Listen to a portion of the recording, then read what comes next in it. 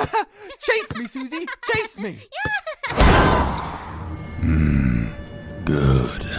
Assalamu alaikum wa rahmatullah. Welcome here. This is your host Muawiyah Tucker, and here we are on BTC divided by zero. Weird name. I don't know, it kind of stuck with me. I tried to change my name from Crypto Hash Review because I'm sick of crypto. Well, not really crypto. I'm not really into the crypto thing. Initially, the reason why the name was Crypto Hash Review was that I was going to do reviews of other cryptocurrencies and specify if it's halal or it's haram. But I generally kind of view other coins other than Bitcoin as a bit of a waste of time for you, for me, for everyone. Because at the end of the day, my goal is to aid and help people leave riba, leave the fiat system and the banking system, and go to an alternative. And the best alternative we have, besides gold and silver, would be Bitcoin. And all these other coins essentially are just another attempt to get more fiat. They don't, most of them, 99.99999% of them don't really have any intention or goal or similar goal as I have as to remove the banking system. They just want to do other things. So BTC, Bitcoin, divided by zero. What does a zero mean? Well, it was kind of a funny thing because there's a guy called Max Kaiser, those you may know him, and he mentioned that the price of Bitcoin is going to infinity because the value of the dollar is going to zero. So the zero is basically the placeholder that I've replaced the USD, as in the US dollar, with its actual intrinsic value at some point in the future. So basically, it's the price of Bitcoin. If you divide anything by zero, you get infinity. It's a bit of a funny one. I don't know. It's kind of sticking on me at the moment. So that's what that logo is at the side there.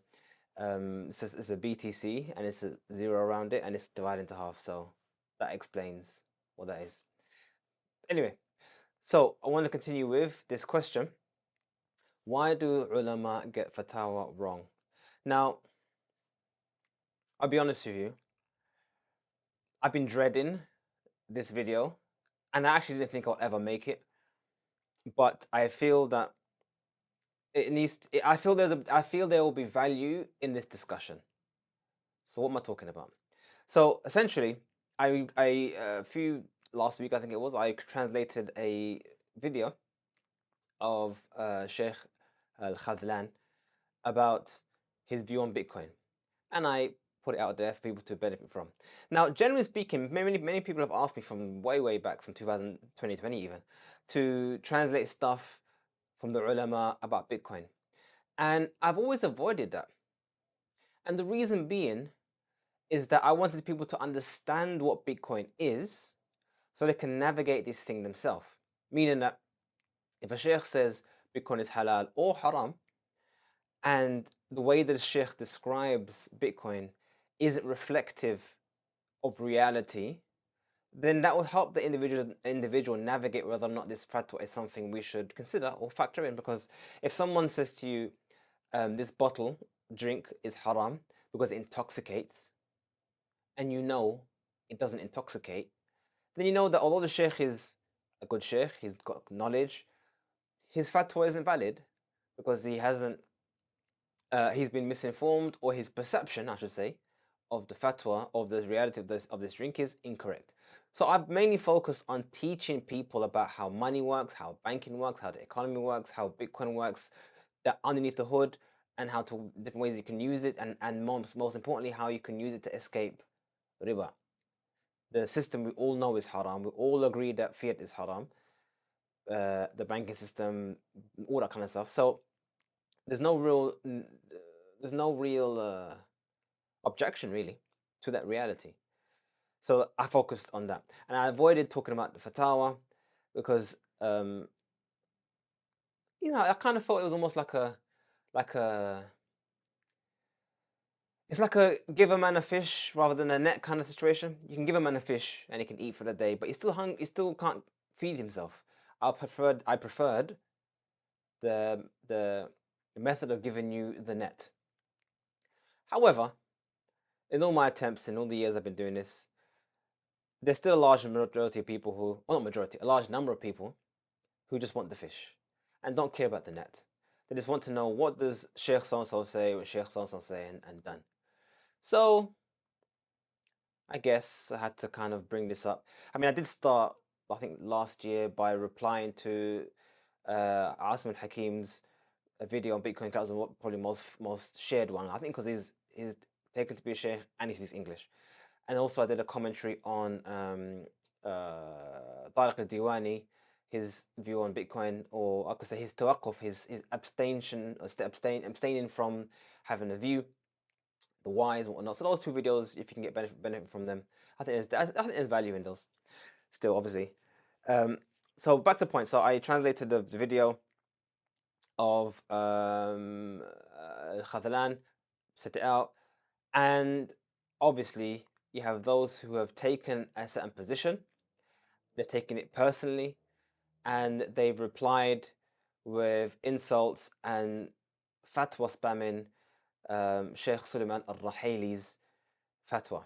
So for those who don't know, Shaykh Sulaiman al-Rahili, this individual over here, he is a well-renowned, well-known scholar in Saudi Arabia, lives in Medina.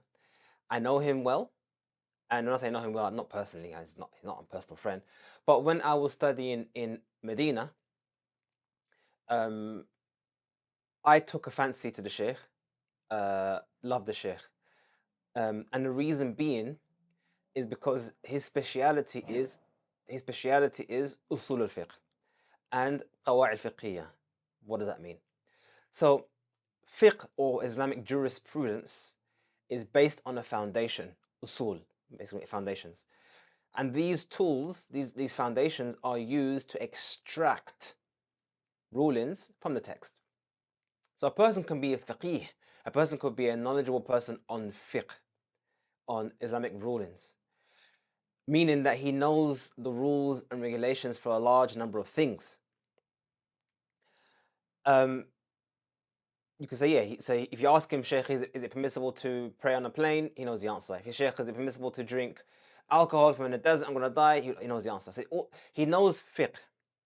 But what makes this Sheikh special is that he has knowledge of usul al-fiqh, meaning the tools used to derive rulings. So I found him fascinating as an individual. The way he speaks is amazing. The way he breaks down one issue, you can spend hours on it, breaking down the why, the hows. And when you get into usul al-fiqh, it really is an amazing science. Essentially, with those tools, you should be able, bi'idhnillah, by the permission of Allah, to be able to understand and give your own fatwa or give your own rulings independently. Now, I'm not saying you're going to make up a madhab. That's not what I'm saying. But what it does mean is that it gives you additional tools. It's a bit like, think of it like this. We all know how to drive a car. You can have an idea of how an engine works, and we know the rules of the road. But an usuli, or a person who knows usul fiqh, is one who manufactured the car. He knows how physics behind how cars work, how engine work, how combustion works, and he can fix it if it goes wrong. You get what I'm saying? So an usuli, a person who knows usul fiqh, his knowledge of fiqh is deeper than just the one who knows fiqh. A person who knows fiqh knows the answers that have already been answered, or knows answers the questions that have already been asked. An usuli, he should have the capacity to answer new questions that haven't been asked yet. Why? Because he has the tools to look back at the Quran and the Sunnah and extract from that the answers. Or more importantly, if the scholars of the past or the present differ, an usuli will be able to look at their reasoning, their understanding, and decide which one of them is strongest or closest to the truth according to his knowledge. So Shaykh Sulaiman al-Rahili is an amazing character.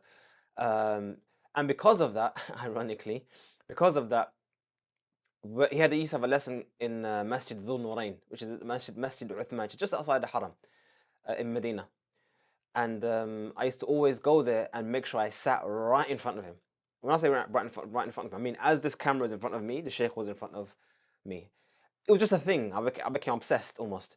I had to sit down right in front of the Sheikh, and I tried my best to record all the lessons I had. So I had little a mini disc. I don't know if you guys remember that back in the day, mini discs.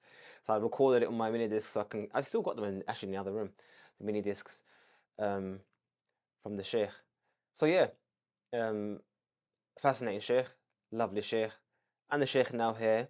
People are using his fatwa on Bitcoin as a hammer against everyone else who has a different opinion. Now, the issue of Bitcoin or whatever, the issue of Bitcoin, crypto, or whatnot, it's what's called a nazila, something that never existed before, and then scholars look at it and they give fatwa. Okay.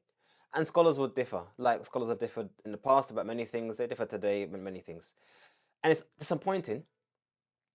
It's disappointing when people take affairs like this and almost make it a fitna for the people. To make it some kind of trial and tribulation whereby if you're in that camp, then you're this kind of person. If you're in that camp, you're in that kind of person. They get emotional about it, take it personally. And I think I know the reason why. This is a speculation. It's not really important even. But I do think from my years in this crypto space or Bitcoin space or whatever you want to call it, in this space, I do feel there's a reason why people take this topic of Bitcoin personally. Even if they're not Muslim, non-Muslim, whatever the case may be, but people take this topic really personally. And here's the reason why. People heard of this thing called Bitcoin that was previously pennies and now is at $27,000. And we all heard about it years ago. We heard about Bitcoin in 2014, 15, 16, 17, 18, 19, 20, 21, 22, 20. We heard it a long time ago. So most of us heard about it, dismissed it, moved on. Some of us heard about it, looked into it, thought, that's a good idea, jumped on board. We're moving on Bitcoin. Whilst others heard about it and resisted. Okay. As time moves on, and their assumptions that Bitcoin is going to fail doesn't come to pass, people become more invested because they now have to justify why they didn't see it, why they didn't see how they were wrong before. So number one, it's about being wrong. No one wants to be wrong, obviously. That's personal. It's emotional. They thought something, it didn't turn out that way. Okay. But now here's the other thing. If they were to admit that they were wrong, they also have to admit that it's a good idea to have some Bitcoin. And now they have to admit they have to buy Bitcoin at a higher price. I think there's something in that. I do think there is something in that. So there is more resistance to say, it's almost like refusal. I refuse to buy Bitcoin at £27,000 because I didn't buy it when it was at 3,000. I didn't buy it when I saw it at 300. So I refuse to buy it at this price. So it's almost like a justification. I don't want to get into the reasons behind it because I'm sure most people are sincere and it's nothing like that. But I do think to some people there is that. I think there is that. Anyway, so back to the point. So this video, and this is probably the most important disclaimer, this video is not in any way, shape, or form a refutation of the Sheikh. As I've stipulated and made clear, I love the Sheikh to this day. And nothing about my view about him hasn't diminished or changed in the slightest. Even if he doesn't agree with Bitcoin, it doesn't make a difference to me because it's just an issue of fiqh. And as I'll explain, there's a reason why he has his view. But this is not a slight against his knowledge or anything like that. So anyone who tries to say, oh, Muawiyah is refuting the Shaykh, ittaqillah, fear Allah in yourself, and don't say about me which is not true. This is not. In fact, I view this as a defense of the Shaykh. I am defending the Shaykh. How so? You'll see in a minute how. But this is a demonstration that there is nothing wrong with his knowledge or the knowledge of any of the mashayikh who have said Bitcoin is haram. There's nothing wrong with their knowledge of the Sharia. But there's something else at play. Anyway, so let's continue. Let's have a look at the fatwa. I'm going to just, pause, play, pause, whatnot. There is some subtitles here.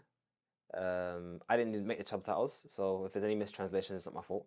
But it is what it is. Let's move on. Let's get into the juicy bits. Juicy.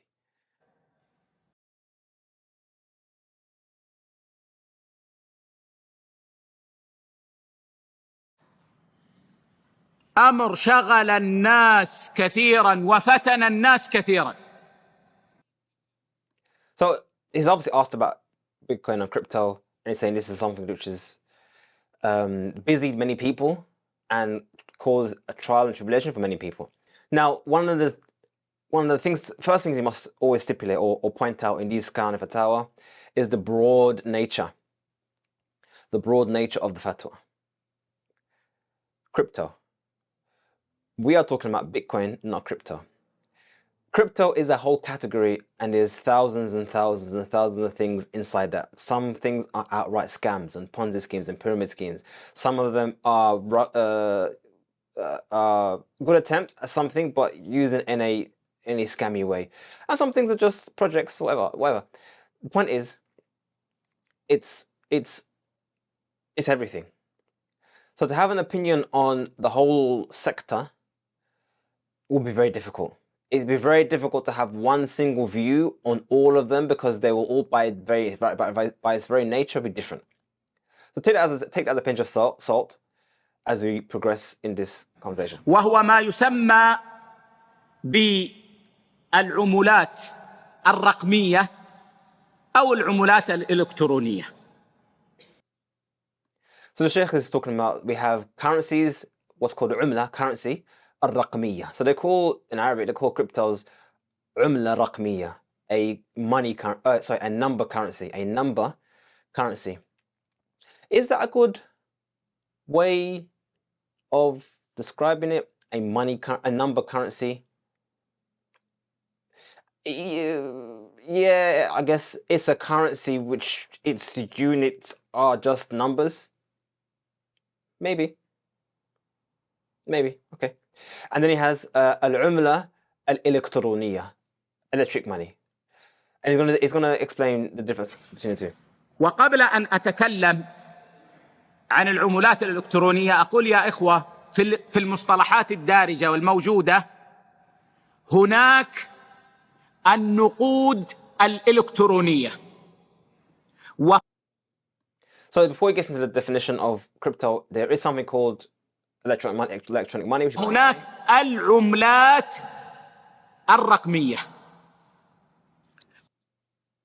So yeah, just making a distinction between the two, and he's saying that this is a very important part. Istilahat. The Shaykh mentioned the word istilahat, the technical definitions or meanings. When you discuss things in fiqh, you need to be precise. Precision is important. And therefore we have certain definitions or words which has to carry meaning, and then we discuss on that meaning. So, for example, if I said to you, a nice-looking woman, for example, and I mentioned that word specifically, you see in a minute, a nice-looking woman, if you don't understand the meaning of a word woman, then you can't understand where I'm coming from. If for you, a man could be a woman, then I could be saying a nice-looking man as well. If the definition of woman is not precise and known, then the conversation can't continue. Which is actually one of the reasons why one of the paths of shaitan is to distort the istilahat, or to distort words and language. But we move on. ويجب التفريق بينهما. النقود الإلكترونية. Yeah, just need to make sure that you don't mix up the definitions of umla raqmiyya, which is what we call cryptocurrencies, and umla elektroniya, electronic currencies. Shaykh says make a distinction between the two. We'll see why he says that. هي الوسائط الإلكترونية التي تحتوي النقود المتعارف عليها. So it says electronic money are the means whereby we transact with the money we have today. So essentially he's saying that we have money we have today, the fiat we have today. There is an electronic version of that which allows us to transact with this fiat that's in our hands. That's essentially what he's saying. Now, for those of you who know a bit more about cryptocurrencies or about money and banking and the rest of it, you may notice something here already. Just started, you may know something here already. Is that electronic money is a means, it's a wasila, it's a means to facilitate the transaction of the real money. So I guess the question will be, So what do we say now that 97% of all money in existence has no physical form? And in that case, is there really a difference between electronic money on the bank balance or on your screen, in your bank account, and the physical paper? Anyway. وسائط إلكترونية جديدة تحتوي في داخلها النقود المتعارف عليها الذي فيها دنانير. Yeah, so the new form of electronic money contains within it the money we know in every day. So yeah, the money we come to know and be acquainted with it. لكنها وسائط جديدة. that has dinar and dinanir. وسائط إلكترونية مثل However, they are just wasila, as in the ways to the means to achieve the goals. Yeah. البطاقات الائتمانية بأنواعها. Like credit cards. فهذه في الحقيقة. And it's different types. So, good point. So, this credit cards, essentially saying that credit cards is like a means to spend the money we currently have. So the question is that really what happens? Is that really what's going on? And this is what I want people to look at this fatwa and to look at the description of what we know and see if it matches up. Because there's nothing wrong with the Shaykh's knowledge, that's a fact. But the tasawwur, the perception. There is a very important principle I always mention over and over again. Al-hukmu ala shay far'un an tasawwurihi. The ruling on something is not only an extension of your perception of the thing. If your perception is incorrect, then your rule is only going to be in regards to or in perspective to that incorrect thing. And if your perception is correct, then your rule will be based on that correct perception. So back to credit cards. Credit cards are a means for us to spend the money we currently have. Or credit cards are a means to take out loans and spend your money you have later on. I mean, that probably be another way of describing it. Anyway. ليست نقودا بذاتها وإنما هي وسائط.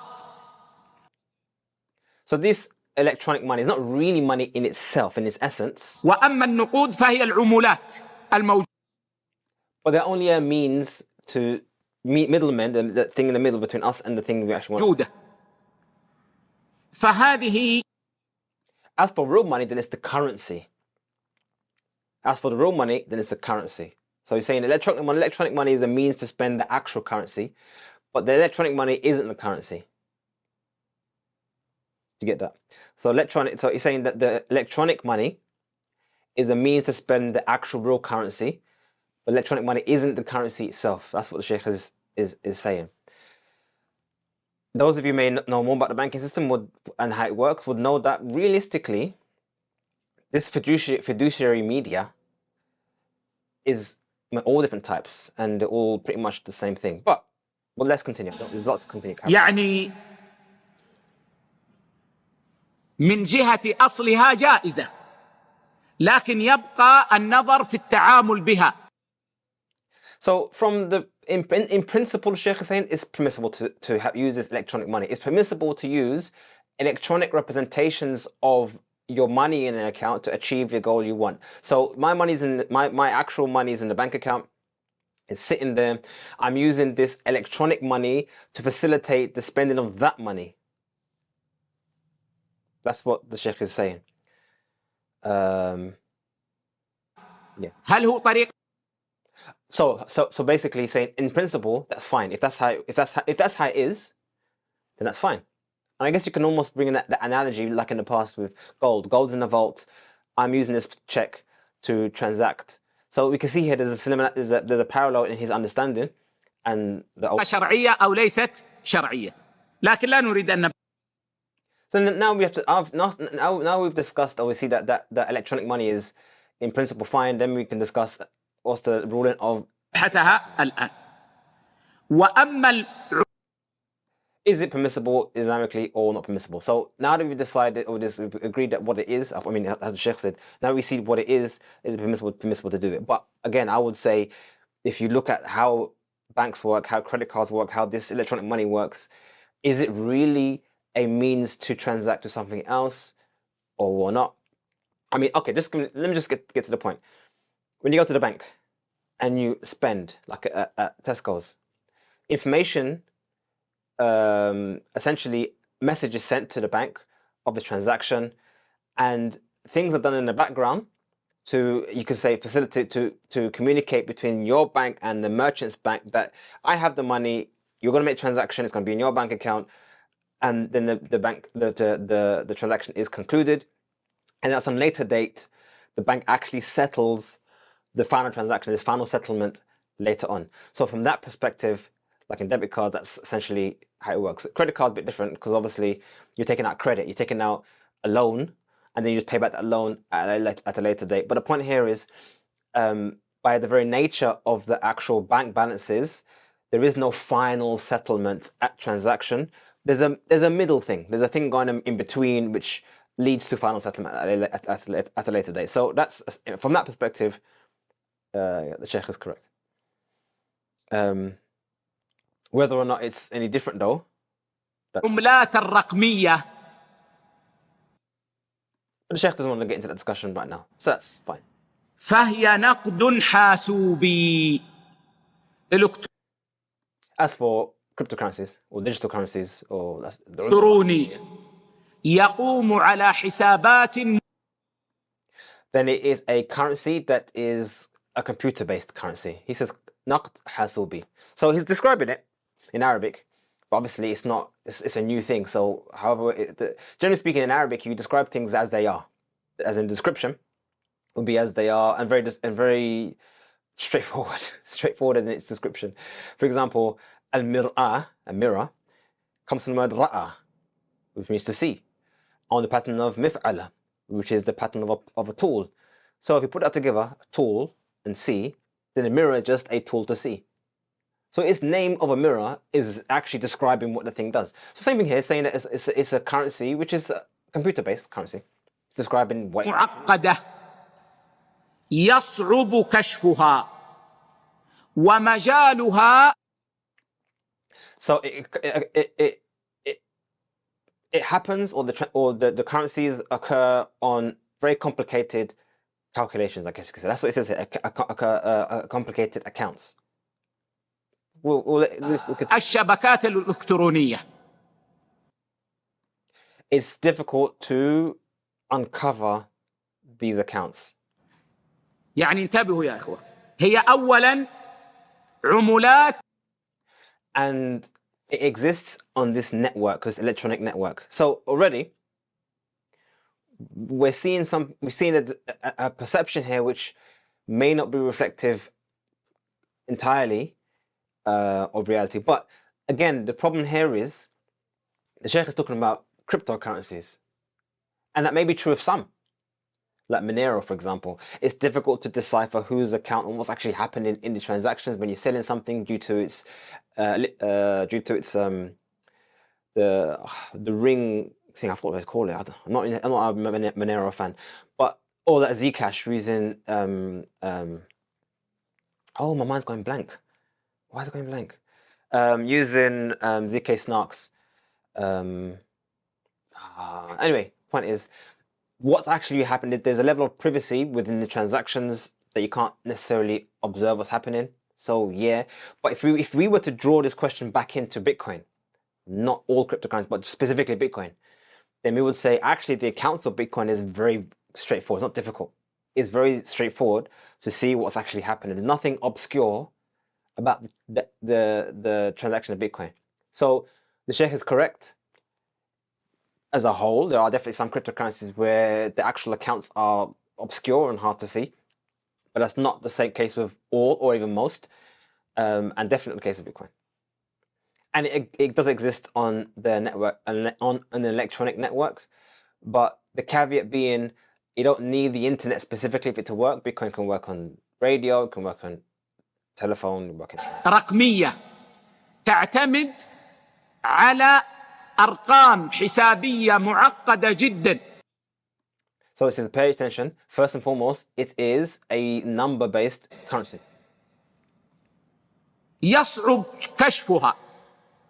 وأيضا And this network or this thing, this currency depends on complicated accounts, very complicated accounts.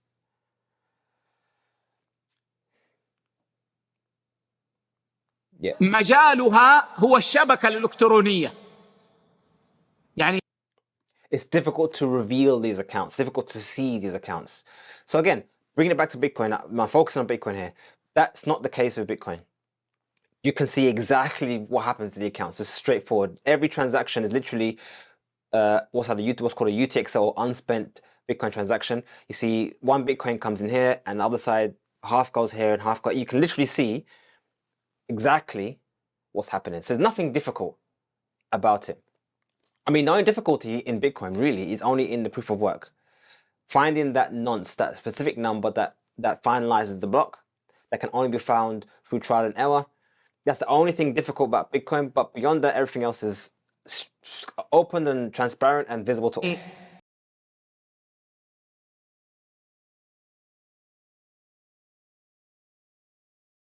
ليس لها مجال في الخارج. مجالها هو الشبكة. And it exists on the network. It exists on the networks. And I think the point here we're going to get to is the issue, this topic of real and not real, tangible, not tangible. We will come to it. الإلكترونية. وقبل أن أتكلم عن حكمها.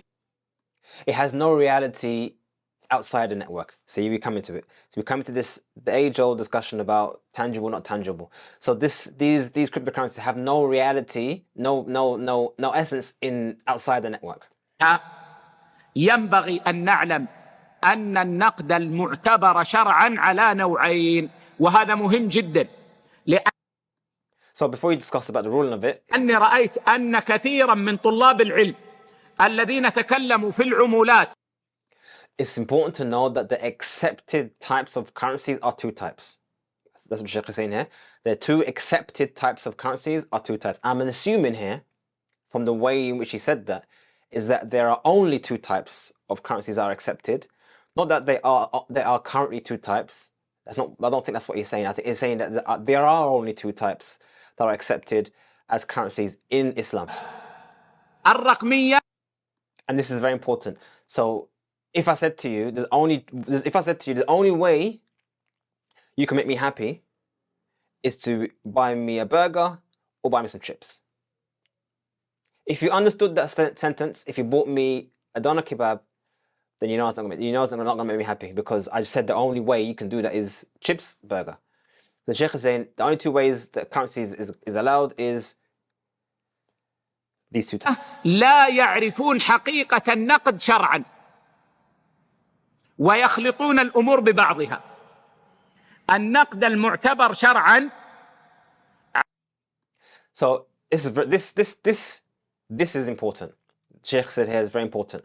He says that many of the students of knowledge, those who speak about cryptocurrencies and say it's halal or whatnot and discuss it, they don't know the reality of money in the Sharia. So basically what he's saying is that they may say it's halal or not because they haven't understood that in the Sharia there are two types. Once you understand there's only two types, then you can see why crypto is not one of those two types, and therefore it's not from the Sharia. That's where. على نوعين. النوع And they mix up things. One is mix up here. So that's what the Shaykh is saying here. الأول أن تكون له قيمة في ذاته.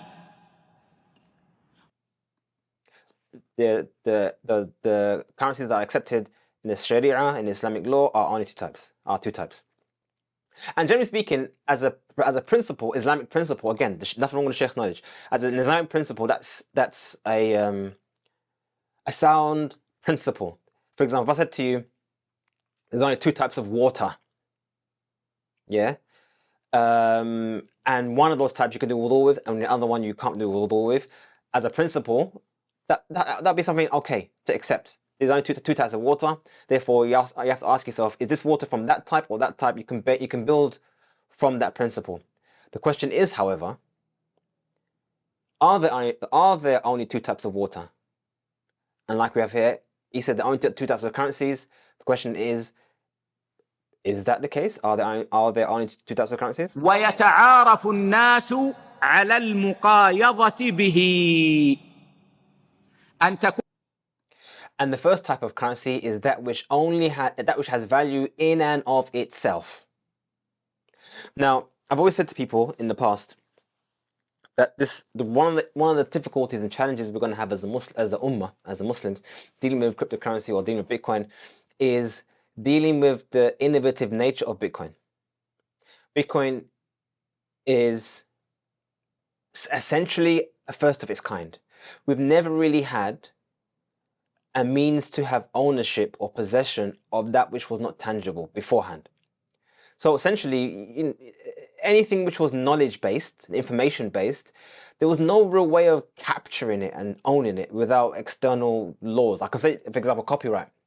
The only way to enforce copyright is with someone else coming to you with a knife or a sword or jail, or threat of jail or fine to enforce ownership. But realistically, anyone can just copy your idea, copy your design, copy your picture, you can copy anything because knowledge can be copied infinitely. Bitcoin is the only time, or the first time, we actually have something which we can only have one of a kind. One Bitcoin is one Bitcoin, and if you have it, it means I don't have it. So discussions about this needs to be adjusted in a way, because we need to factor in that in. I mean, if you could if I said to you, information can be copied in an infinite amount of time, there's nothing to stop me from having it, and you have nothing to make me have it and you not have it, therefore information behaves a certain way, and we get that. We have the tangible world whereby possession means something and ownership means something, and you have the information world where you can't actually grab any of it.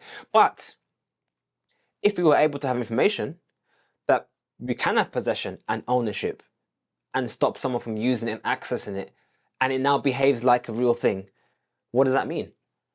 So this is why we're going to have a problem moving forward about Bitcoin until we address this issue here. Are we still going to stick to the paradigm that only things that have physical form are real, quote unquote, and that which is not physical is not real, quote unquote? Because intellectual property, which I'm sure most ulama accept as a thing that could be owned, is not real, quote unquote. It's an idea. Copyright, patents, these things. I mean, I personally don't agree with copyrights and patents, but I'm saying there are many ulama who accept copyrights and patents, and they are effectively not real. So yeah. Anyway, so he's saying here that the first type of money has to be that which has money in of itself. So it has value. So it has value in and of its physical self. It has value in and of its physical self. Some of you may have come across my videos in the past. You may know already that this topic of intrinsic value is definitely a stumbling point for many people. This idea of intrinsic value. And let me not talk too much. Let me let the Shaykh talk. يكون له قيمة في ذاته ويتعارف الناس على المقايضة به. So two things. It has value in of itself, and the people know effectively the value of its exchange, or how much how much things are when you exchange it. So there's knowledge of the people about its value, and the value actually being in of itself. What I would suggest and say is that value is only in our heads. I know it's a bit of a drastic move for some people, like, oh, how can you say there's no such thing as intrinsic value? But I've had this debate for such a long time, for years now. But just bear with me. A piece of gold on the floor, a bar of gold. Every one of mankind has now died. There's no human being left on planet Earth. What's the value of that gold? The question doesn't make sense, because value is something we perceive something to be. So value is intrinsic to us, not to the thing. And this is one of the things this is the shift that we need to start making and understanding, that value only exists in us. Now, what there are, though, are properties that are intrinsic. Listen carefully. There are properties intrinsic to things, and we may value those properties. So gold has properties, its weight, its color, its scarcity. These are properties you could say part of gold is atomic value, it's how is the resistance of gold, electronic resistance. These are properties of gold, and they are intrinsic to gold, but we may value those properties differently. Maybe you value property of gold because it's shiny and yellow more than someone who doesn't care. I mean, the point is there are values. The value of it is in our heads, but the properties of it are in the thing. So if I was to reword what Shaykh is saying here, so that maybe you could say that these things, money must have a physical form, must have properties in the real world, and we must know the value of these properties. Maybe that's one way of adjusting that statement. Maybe I don't know. I mean, you can decide. The point here, I'm not dictating to you what you should believe. I'm just giving you my commentary. تسمى هذه عند الفقهاء بالنقود السلع. And it must have a value in and of itself. So again, I disagree in that. I think that nothing has a value in and of itself. Things have properties in and of itself that we may value it. But as for having a value in and of itself, value is something we perceive. It's our opinions. يعني هي نفسها سلعة. And people come to know this value or this property or this amount based on our transactions. So again, there's like intrinsic. The Sheikh sees it but hasn't seen it yet. So he sees that there is a human element there. There is an element where humans are involved in assessing and evaluating this value. And there are properties that are in the thing that we value it, but you can't make that value be the property.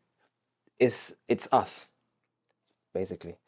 And that's why you find that if you have an abundance of this thing, this property, then the value of it goes down.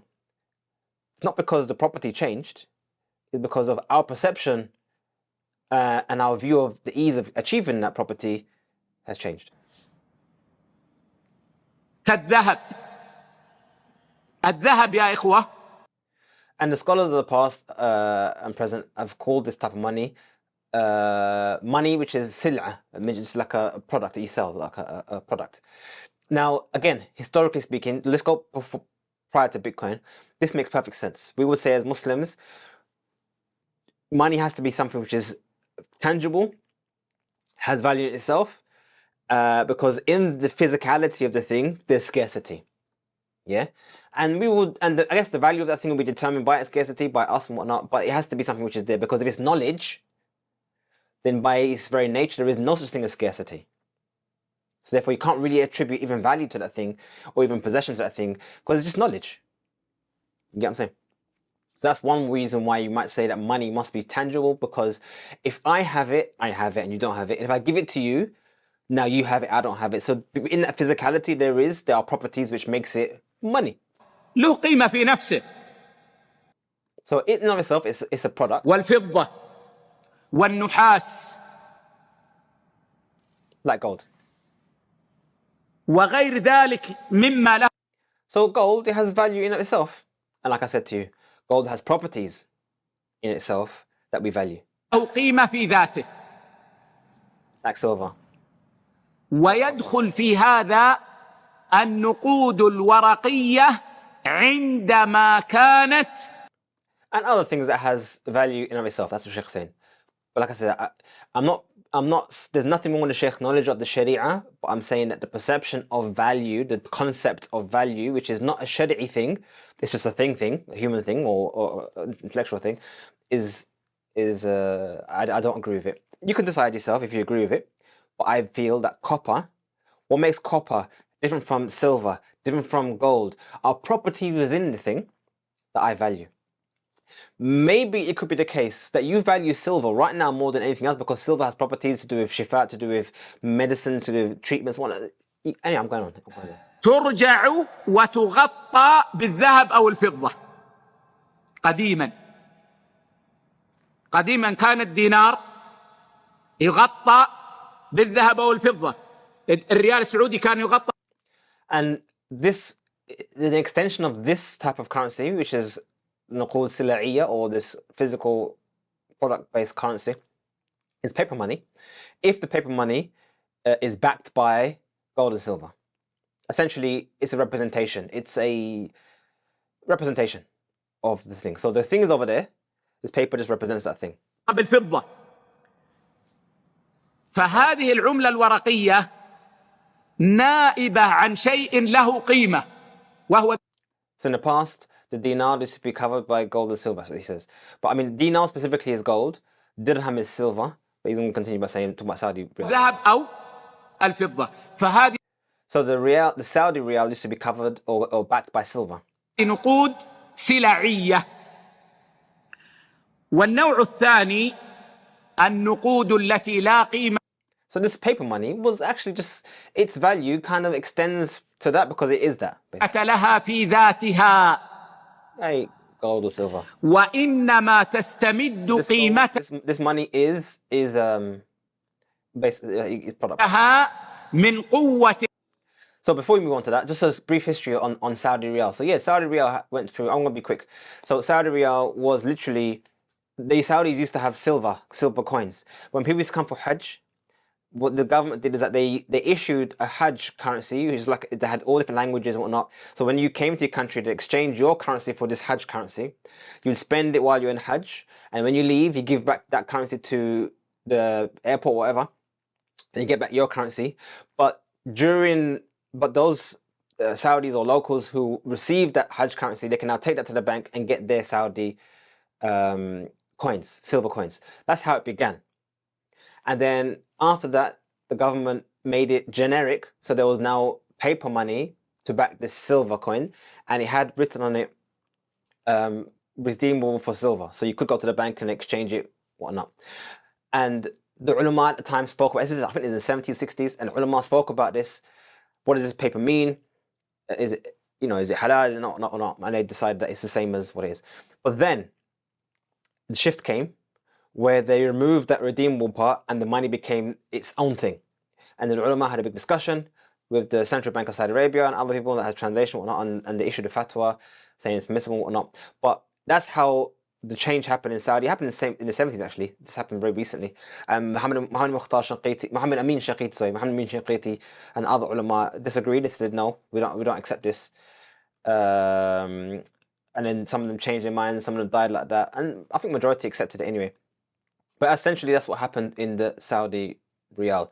I don't know about all the other Muslim countries. I'm sure the story is very similar. But Saudi, the way the tariqah, the method whereby the money is talking about, the sil'ah, the nuqud, the sil'iyya, or the product-based currency was replaced. It was replaced through Hajj. It started with the Hajj money, which became generic country money, and then after that it was removed. What is interesting though, if you think about it, and I'd love someone to answer this, because I've asked some, but they gave me no reply. So what does that mean then? Imagine we had 10 bars of silver, and we had 10 pieces of paper. Those bars of silver were in a bank. The people had the paper, and they were promised that this paper would redeem that. And then all of a sudden, the redeemability was cancelled, and now they were told to transact with this piece of paper. So effectively, the currency of the country doubled. I mean, if the currency, that this new money is actually money and has the same value that it had before, and also you got the silver, that means, as imagine it this way, you got paper and you got silver, and it's just one. And when you depeg it, you now have two. So what does that mean? I mean, who owns the original silver? Because initially, whoever owned the money owned the silver. And when you say, no, you can't get the silver anymore, use the money, and this is now money, and you can still spend it. So it's technically, you can still spend it, you can still use it, and nothing's technically lost. But isn't that silver still yours? And if it's not still yours, who then owns it? And what right did that person have to spend that silver? This is the effect. That's why some people say that the depegging of a currency is effectively a default on a debt. They owe you something and they've defaulted. But it's worse than defaulted, because a normal default means you've lost out. But in this reality, you haven't lost out, because you can still spend your money as you would do normally. It's just that now the owners, or the ones who are looking after that gold, have now increased their money. They now have money in their bags that they can spend, and you have money you can spend. So it's a weird one. I don't want to call it what it is, because don't need to. You can see what it is for yourself. But if I said to you, I promise to pay you back, and now a week later I said, no, bro, I'm not gonna pay you back anything. Just use the money, use that piece of paper I have. That's good enough. Call it what you like, but that's essentially what happened across the world, not Saudi Arabia only. In America and UK, every country that depegged their currency from gold and silver, that's effectively what they did. اقتصاد الدولة وضمان الدولة لها. So now the Shaykh saying there's other types of money. Second type, so the first type was this one that has value in and of itself. Like I said, to me it makes more sense to say it has properties in and of itself that we value. And then we have that which has no value in and of itself.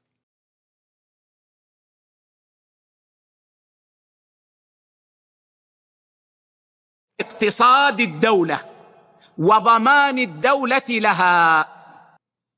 So now the Shaykh saying there's other types of money. Second type, so the first type was this one that has value in and of itself. Like I said, to me it makes more sense to say it has properties in and of itself that we value. And then we have that which has no value in and of itself. So the second type is that which has no value in and of itself. كالأوراق النقدية اليوم في جيبك أوراق. However, its value comes from and stems from, points to the strength of the economy. Now, this is the common belief which is actually interesting, because when they had that discussion with the Lajna, with the major scholars of Saudi Arabia back in the 70s about this new depegged Saudi Riyal, and they asked the central bankers what this is, that was the answer they gave. Something similar to that. That basically it comes back to the economy, on the strength of the economy. That's what gives it. So, for example, if the Saudi Riyal goes up or goes down, it's based on the strength of the economy that gives its value. So you could say the collective value, or maybe GDP. I don't know. I don't actually know what is meant by the strength of the economy, but the collective strength of the economy determines its value. So let's look at that. Is that true? Is the Saudi Riyal, the Emirati dinar, the British pound, the American dollar, the Chinese yuan, are they really reflective of the economy? Really? So let's have a look. As an example, like Saudi and UAE, and I chose those two countries specifically because their currency is pegged to the dollar. So that means that if the Saudi economy grows or weakens, the currency is the same. So it really isn't pegged to the economy, because the economy can grow and it can be tracked, but the Saudi Riyal remains the same in dollar value. Or, for example, like in Pakistan, one of the requests of the IMF to give them a loan is to allow their currency to be free floating, meaning that the central bank doesn't come in and buy it up or sell it. What people don't understand is that these currencies are just traded. If its value is at a certain point, if I come in and buy it, I affect the market. If I want to sell it, I affect the market. So if, for example, central bank wants to make the price a certain thing, they can come in as a buyer and buy to push the price up, or sell to keep this price down. That's essentially manipulation. They can manipulate the market to be a certain way. That's why you have certain countries like Egypt, Lebanon, even Turkey, whereby they had in one day massive jumps up or down in value. Why? Because the central bank wasn't able to maintain the peg. But the point here is to look at the details here. The second before the peg was broken, does that mean the value of the economy was this, and over the space of a couple of seconds it went to that? Did literally the value of the entire economy just shift overnight?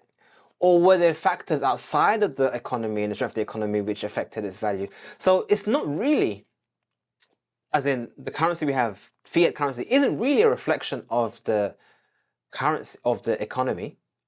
It's just a reflection of supply and demand in the marketplace. But let's move on. كلها أوراق ورقة بدي. This is a classic one, and the government guaranteeing that. The government guaranteeing that value? So people take this as doctrine. A government, the state must guarantee its value. They guarantee the value. No one guarantees Bitcoin, but no one asks the question: how do you guarantee it? I mean, if I'm the country, if I'm the leader, the emir of Takaland, and I guarantee my currency, what do I have to do that? I mean, effectively, a central bank is supposed to be an independent body, not supposed to be part of the government. So then how will the government guarantee it if the central bank are the ones who print the money? What does it mean to guarantee a currency? If in Islamic sense, if I owe you money, person A owes person B money. Person A owes person B money. But person A may not be able to pay back the debt. So he wants to get, the person B says to me, I will lend you the money, but you have to get a guarantor. Someone's going to pay the money if I default. Someone's going to pay the money if I default. That's the meaning of a guarantee. But when it comes to a currency, who's defaulting and where does the government get the money to pay you?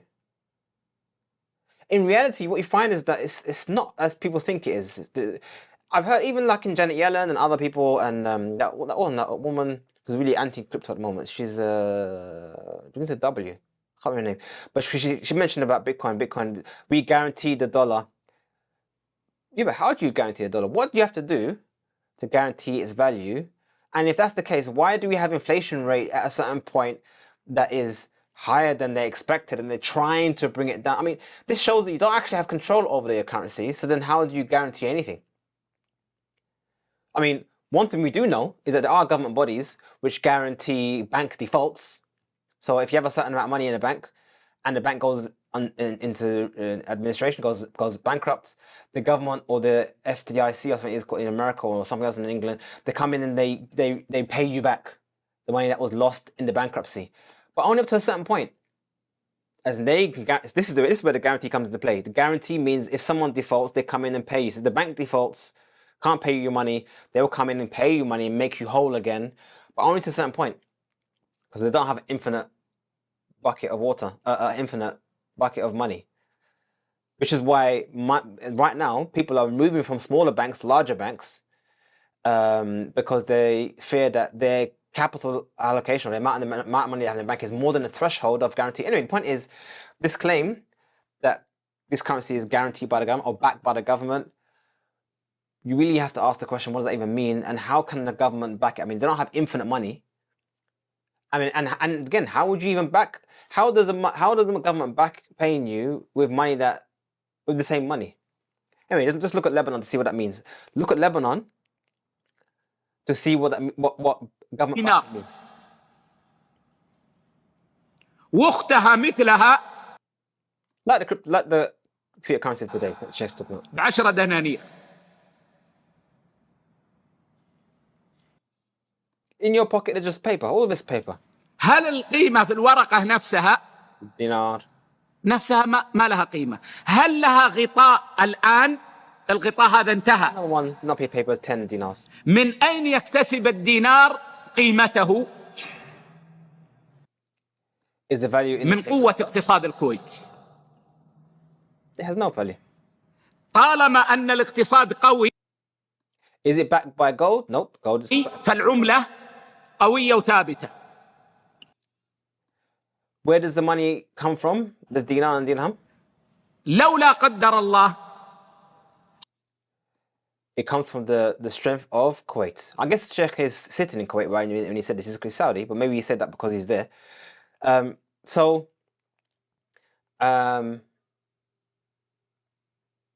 so the value of it comes from the strength of the economy. That's what the Sheikh says. Now, by the way, I'm not denying the role the economy has on the value of the thing. But what I'm saying is that it's not intrinsically connected. You can have an economy that's growing, but the currency is devaluing, like in India and China, where they deliberately devalue their currency for trade purposes. So it's not necessarily that way. حصلت هزة للاقتصاد قيمة العملة ماذا سيحصل لها؟ ستنخفض. So if the currency is strong, so if the economy is strong, then the currency is strong. فهنا هذه لا قيمة لها في ذاتها، وإنما تستمد So if, may Allah not let it happen, but if a bad thing happens to the economy, قوتها من اقتصاد الدولة الرسمي، من قوة. what will happen to the currency? The currency will drop. Oh, let me reword that. Make it more realistic. If something concerning happens to an economy that concerns the holders of that currency, then the holders of that currency will sell it on the open market, and that will in turn push the price down, especially if the central bank of that currency or that company country cannot buy that currency. So basically, I lose confidence in the economy of Turkey, so I dump my liras for dollars, and me and others who do the same cause the lira to go down. Unless the central bank of Turkey can buy those off of me at the price and keep the price higher, then effectively that's what it is. But my point here in saying that is that it's not necessarily to the economy, it could be just confidence. I mean, the ruble, the Russian ruble, took a massive dive when they invaded the Ukraine.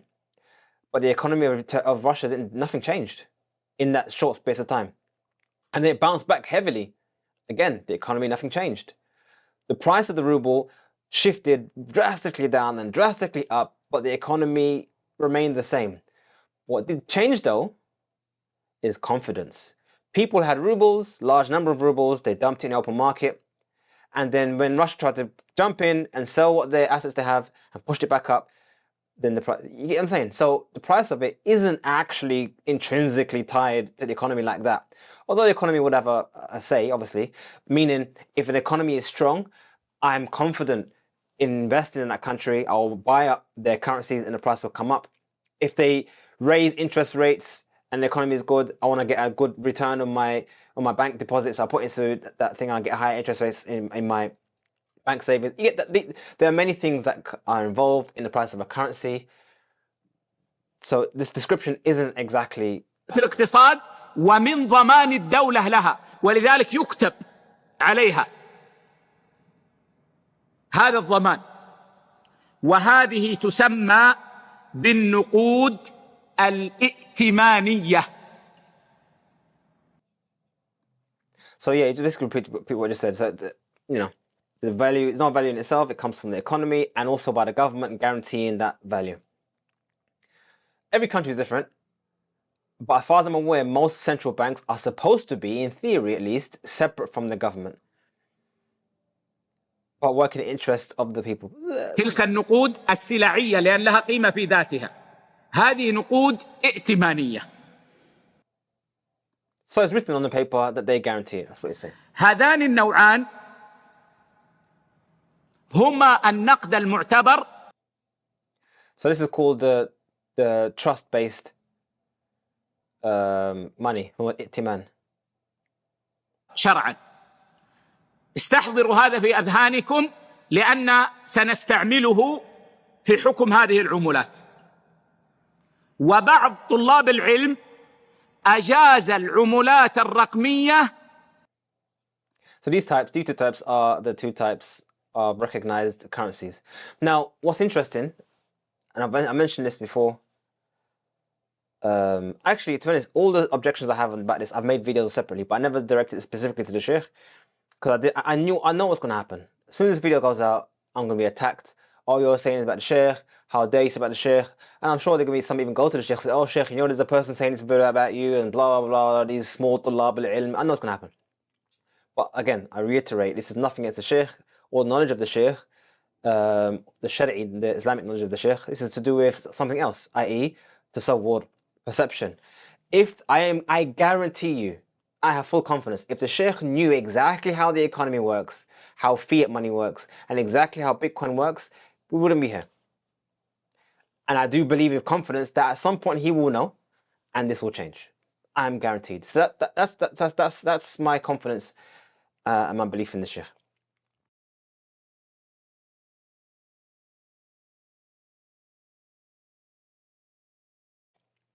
We'll see. بناء على جواز النقد السلعي مع أن العملات الرقمية.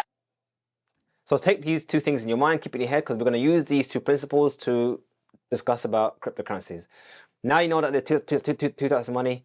Money is based on the product, and money based on the economy and the trust of the strength of the economy and the guarantee of the government. Yeah. So, but the point here is to say that there's only two types of money in Islam means that these two types have had to have been known at the time of the Messenger of Allah sallallahu alaihi wasallam. Listen carefully. These types of money had to have been known at the time of the Messenger of Allah sallallahu alaihi wasallam for us to make hasr, for us to restrict it to only these two types. Meaning, if I said to you, there's only two types of this and this, to say that with such authority, to make it a rule in Islam, therefore those two things had to have existed at the beginning. Because if only one of them didn't exist at the beginning, and later on it did exist, that's acknowledgement that there could be three types then. Listen carefully. At the time of the Messenger of Allah sallallahu alaihi wasallam, we had a nuqud al-sila'i. We had money which was product based. They used gold, silver, salt, barley, dates, whatever. That's what they had. That's all they had. But at some point in the future, we had this new type of money called fiat money, and it was included as being a valid type of money. It's included as being a valid type of money. So you've acknowledged by adding this to the general body of accepted money that you can add new types. So by that definition, if we were to have a third type of money that is different from the previous two, then there's nothing to say that we can't add a third type. Just as much as you've added a second type, you can also add a third type. The only way to say you can't add a third type is to say that there was only two types at the beginning. Because if you admit that you've added a second type, that means you must admit you can add a third type. Hope you understand that principle here, because the Shaykh has been hasad. The Shaykh has said you only had these two types. Therefore, you get the gist. But as far as I'm aware, correct if I'm wrong in the comments below, fiat money didn't exist. أنتم بأذهانكم يا إخوة من النقد السلعي ولا من النقد الائتماني؟ هي المفترض أنها من النقد الائتماني. ما يمكن أن لأنه ما لها وجود. So some students of knowledge say that cryptocurrencies are halal, or like basically they're expermissible because they say it's like the product-based money. في الخارج. والعملات الإلكترونية الرقمية كثيرة جدا. So you tell me, guys, basically the Shaykh is saying, is cryptocurrencies like the product-based money or like the electronic-based money? So here we see, where do these things fit? And this is, again, one of the issues that we have with Bitcoin. What do you do with Bitcoin when it doesn't fit into the pre-known categories? As you have category A, category B, therefore Bitcoin is of this one over that one. Maybe it's not. Maybe it's neither of them. And this is what we have to deal with. Maybe it's neither of them. But the Shaykh said, some say it's like this, but if anything, it's more like this. That's what I think. What the Shaykh is trying to say. I think he's trying to say. Listen. لكن أشهرها البيتكوين هذه. It's basically, it should be like the الموجودة التي ظهرت في أواخر. And the reason why it should be from the fiat type is because it has no presence in reality. Just like fiat currency is just paper and it's nothing, quote unquote, it's nothing, it has no value. Therefore, cryptocurrencies should be likewise. Now, if you do make cryptocurrencies like fiat, but then you've said fiat currency is allowed because government backing and economy, that means now that fiat does not allow. You see the logic. If crypto is like fiat, but fiat has government backing, which is why it's allowed, what backs this one then? What government backs this crypto? Because there's no government backing Bitcoin, therefore it's not allowed. So the problem here is, it comes down to tasawwur. You see this like that, and that's where the problem lies. عام 2007 وأوائل 2008 كفكرة. So the cryptocurrencies have many types. The Shaykh admits that, yeah. We all know that. ثم يعني ظهرت. But the most popular of them is Bitcoin. And this is the problem with this fatwa and all fatwa like it, is that they talk about crypto and then they give these descriptions about crypto and why it's halal or haram or not. But then they start talking about Bitcoin as if to say Bitcoin is exactly the same as all the others. And I think that's unfair. I think those of you, everyone will agree, it's unfair. I don't think any single person in this space says that Bitcoin is exactly the same as all other cryptocurrencies. We all know that they're not exactly the same. So, but this is where it gets convoluted, it gets mixed up, whereby you start bringing attributes that is not in Bitcoin about Bitcoin because it's still part of the category of crypto as if it's the same thing. واقعيا في عام 2009 إلا أنها لم تأخذ الزخم والانتشار إلا في. And it came in the last year of 2007. That's what Shaykh said. No, Bitcoin, the white paper was written in 2008, and the network was launched 2009. So it wasn't in 2007. It was the year after that. But عام 2017 أخذت الزخم القوي في. And then it came in the beginning part of 2009 as an idea. So I think that's as كفكرة, like a I guess it became reality 2009. So yeah. الواقع. وقد توقفت أكثر الجهات الشرعية. Okay, I think I got understand what you're saying. So you're saying that the beginnings of it is 2007, an idea of it is 2008, which is, I guess you could say the white paper, which is, I guess, true, and then it came out in reality in 2009. من الفتوى فيها. أكثر الجهات الشرعية المعتبرة في البلاد الإسلامية. But it never became well known and popular until 2017. Now, obviously, this is true in his perspective. It never became wide known and popular in his view into that time, 2017. And definitely 2017 was definitely a moment where a lot of people got more involved in it than others because it was a lot easier. You had Coinbase and the rest of it. It was a lot more harder in 2014. But the fact we had Mt. Gox and other stuff, it was still big, but not. It wasn't as big. It was as big. But the prevalence of it, I think 2017 was the ICO thing, which made it explode. The ICO thing. I don't know. I'm not going to nitpick on this. توقفت إلى الآن لم تصدر فيها فتوى. وبعضها So it build momentum. تخضعها للدراسة الآن. وبعضها تنتظر. And most Islamic bodies didn't give a fatwa and they توقف, they withheld, which is fine. حتى يستقر حالها. يعني يقول نحن ما نصدر الآن فتوى ليه؟ لأنها مضطربة.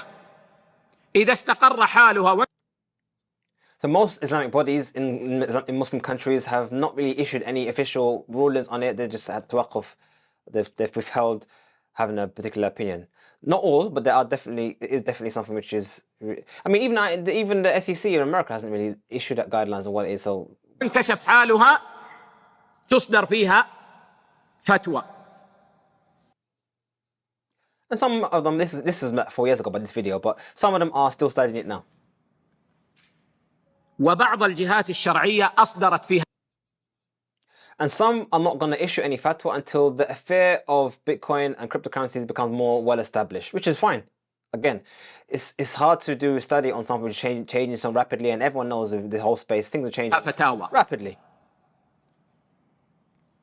وكذلك فعل.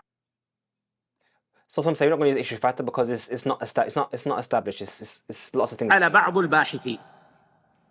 وأنبه هنا يا أحبة إلى أن بعض الفتاوى. So if it becomes well established, what is actually happening, and it's affirmed, then we will issue a fatwa. الجواز إن بنت على ما يتوقعه أصحابها في المستقبل. But some bodies have issued fatwa. لا على واقع هذه العملة، لكن بناء على توقعهم أن هذه العملات ستتوجه إلى أن تكون رسمية أفتوا بالجواز. So pay attention here, the Shaykh says pay attention here, everyone, that those who say that it is permissible build their permissibility on what it will become in the future. That's what his Shaykh is saying. As in what they think the industry will become in the future, that they've built their fatwa based on the tawaqqa', the speculation of what it will become. That's what the Shaykh is saying. فإن بنت فتاواهم على ما يتوقع لا على الواقع. Not on the reality right now of that currency. And again, maybe those fatwa have done that, but the problem with, again, bring it back to Bitcoin, the problem with the discussion about Bitcoin is that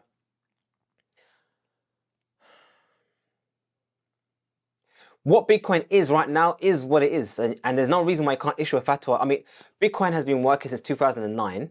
It has been turning out blocks every 10 minutes. You've been able to send and receive Bitcoin. You've been able to mine Bitcoin. What Bitcoin actually is and what it does is well established and affirmed. Now, definitely Bitcoin could grow. You can have Lightning Network, you can have Fed Mint, you can have, all things can grow. But what it actually is known and established. So if you want to give a fatwa on that, there's no reason why you can't do that. As for the issue of things in the future, then maybe in terms of like, that would be the case of things like ICOs, where they basically issue a token and they promise you that they will have a network of this and that and the other, and it will happen in the future. Then yeah, that's definitely the case with some tokens and some coins. They haven't actually, like Cardano. Cardano wasn't even launched until recently, and that's been around since 2017. So yeah, there are definitely some cryptocurrencies out there that launch projects and white papers and ideas and plans and blah, blah, blah, blah, blah, but it had no reality in no functional product. But Bitcoin specifically had a functioning product from the beginning.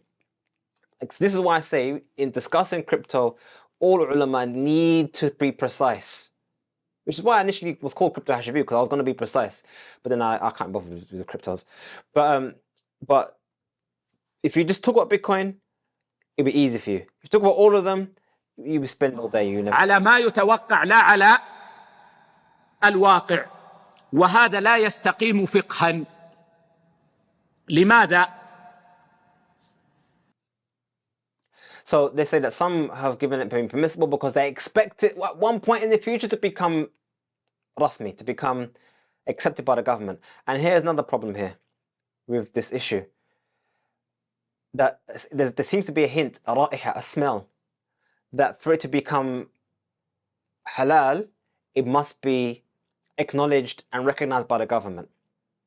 And I guess that's kind of built on the idea that it is electronic money, which comes from the government or is backed by a government. So therefore, if cryptocurrency is like electronic money, and electronic money is backed by the government, then for this to be allowed, then it has to have the same kind of backing as the government. Maybe that's the reason why. Maybe that's the logic behind it. But as you can imagine, the problem with that is, guys, ladies and gentlemen, the problem with that is that what happens when, I mean, why is it necessary to have government backing? I'm sure there's no government backing for gold and silver, or even permission for gold and silver. In fact, I'm sure there are many countries that doesn't even allow you to use gold and silver as currency. In fact, in Malaysia, there was a person who was in prison because he tried to get people to use gold and silver as means of exchange, and apparently he was imprisoned. So we see a bit of double standards, but it is double standards, but it isn't double standards. We'll explain in a minute. لأن الحكم يجب أن يكون على الواقع. So yeah, so they're building it. So it's come clear now what it means by what they expect. So they built their fatwa on the expectation that governments will accept it. It wasn't really to do with, unfinished projects like Cardano or whatnot. It was to do with governments at some point accepting it as currencies. So they're giving fatwa being jaiz because of that. So yeah, that's what he made. He made an observation. He made an observation of that being the case. But as you'll see after this, that's not always the case. أما المتوقع فقد يقع. And he said this is not This is not the correct approach in terms of fiqh. You don't give fatwa based on what you expect something to be. You give fatwa based on what it is right now. If I said to you, this is the product I'm going to sell to you, and this is what it's going to be, or this is the thing this is what it's going to be in the future, then he's saying that as fiqh, according to fiqh, you would give fatwa on the now. Is it permissible in its current state, not in its future state? And I guess that's also very true. So, for example, if I was 100 years ago when we had fiat money and that was backed by gold, you may say, yeah, it's halal, and someone may say, yeah, but one day they're going to depeg it. So you would say, no, but you can't give fatwa on this money being haram today based on the idea that they're going to depeg in the future.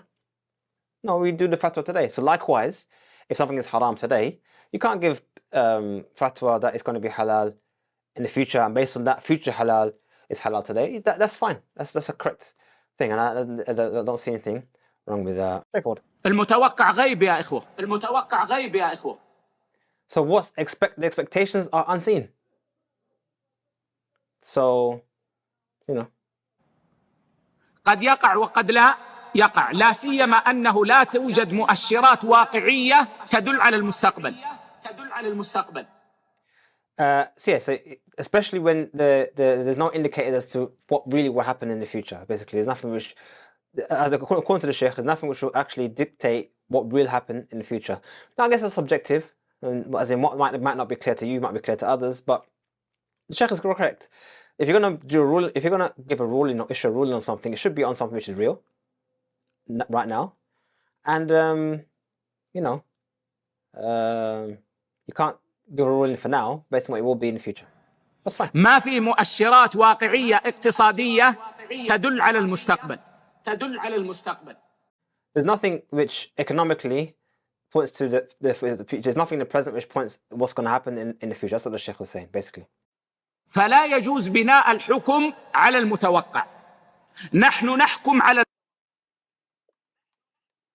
It's not permissible to build your hukum on that which is الواقع. So you could just. فإذا تغير الحال في المستقبل حكمنا على ما يقع عندما نكون فيه إن كنا موجودين. So this is important. So if the reality changes in the future, then we do the ruling on the future when it happens. If we're alive at that time, it will change it. So number one, he's saying here quite clearly that the reality of Bitcoin, according to him, may change, and if it does change, we'll change our ruling then. Which is why the Shaykh is not saying Bitcoin is haram indefinitely. He's basing it on his knowledge right now. Based on what it is right now, it is X, Y, Z, and if it changes in the future, then it will be something else. There you go. So even the Shaykh is not adamant on what Bitcoin is, but unfortunately, some لأن الحكم يدور مع علته. So here's a very important principle. Al-hukm yaduru ma'a illatihi. So basically the ruling revolves around the illah, the reason, or the reason which brings about the hukm. So, yeah. Just like alcohol is haram because it intoxicates. If it no longer intoxicates, then the hukm is gone.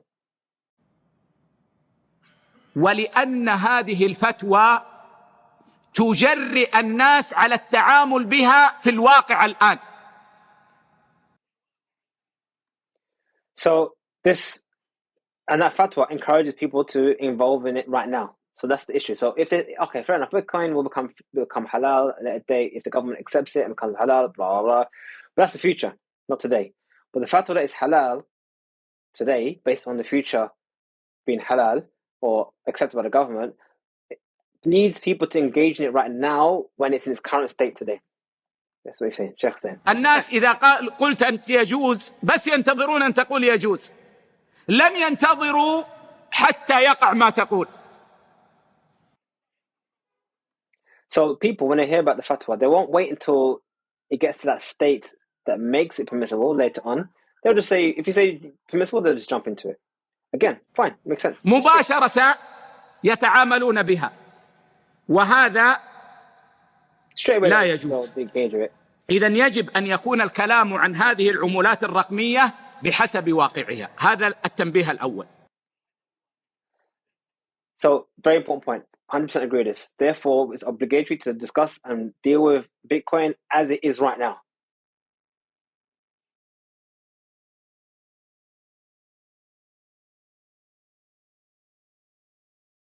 Very important. Or cryptos as a whole. Yeah, even the cryptos as a whole. As it is. التنبيه الثاني أن بعض الذين أفتوا بالجواز قالوا إن هذه العملات الرقمية واقع لا نستطيع أن نقاومه. And also, some people say it's permissible. They say that these cryptocurrencies are happening in reality and you can't resist it. As in something's happening, you can't ignore it. Therefore, halal. I think that's what. فالممانعة له ستتغير مثل so ما كان أول ما ظهر الفاكس. أول ما ظهر a parallel between fax machine. الفاكس بعض المشايخ قالوا حرام. قال هذا من استعمال. So when fax first occurred, now I don't know if Sheikh is bringing a real life example or is giving like a metaphor. I mean, I'm not sure if this really happened, but he said that initially some ulama said that the fax machine is haram. الجن تضع الورقة And they said this is from the use of jinn. الجهاز وينزل في دولة أخرى. هذا سحر. You put paper into one device, and then in another country, the other part comes out. من استعمال الجن. Obviously. ثم This is magic. بعد ذلك استقر الحال واعترف بهذا وحلال، والمشايخ صاروا يستعملون الفاكس ويستعملون ما هو أعلى منه. قالوا فالعملات الرقمية مثل هذا. And then after that, the affair became known. What's actually happening became more clear. Then other mashayikh started using it, and blah blah blah. Now this scenario is actually really interesting because I would say this is what's happening right now in Bitcoin. Not that anyone's calling Bitcoin jinn, but what the problem with that fatwa that the Sheikh said existed, that the fax machine was a jinn and using the sihr, magic, is because the fatwa wasn't wrong. Clearly using jinn is not allowed. What was wrong was the perception of the fax machine, the lack of knowledge of what was actually happening with the fax machine. And I guess lack of knowledge of telecommunications, light, electromagnetic waves, how you can induce a radio wave in one device and then how that can be picked up on another device and how that signal could be converted from this to binary, all that stuff. Lack of knowledge of how the system works led one to believe jinn.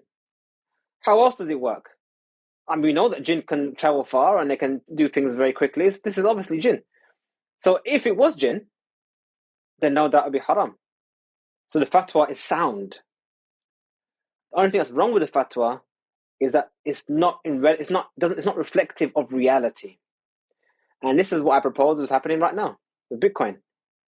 I propose, like I've been saying for years now, that the perception of money, banking, the system, fiat, and Bitcoin needs to be really studied well for you to understand how to give fatwa on that thing.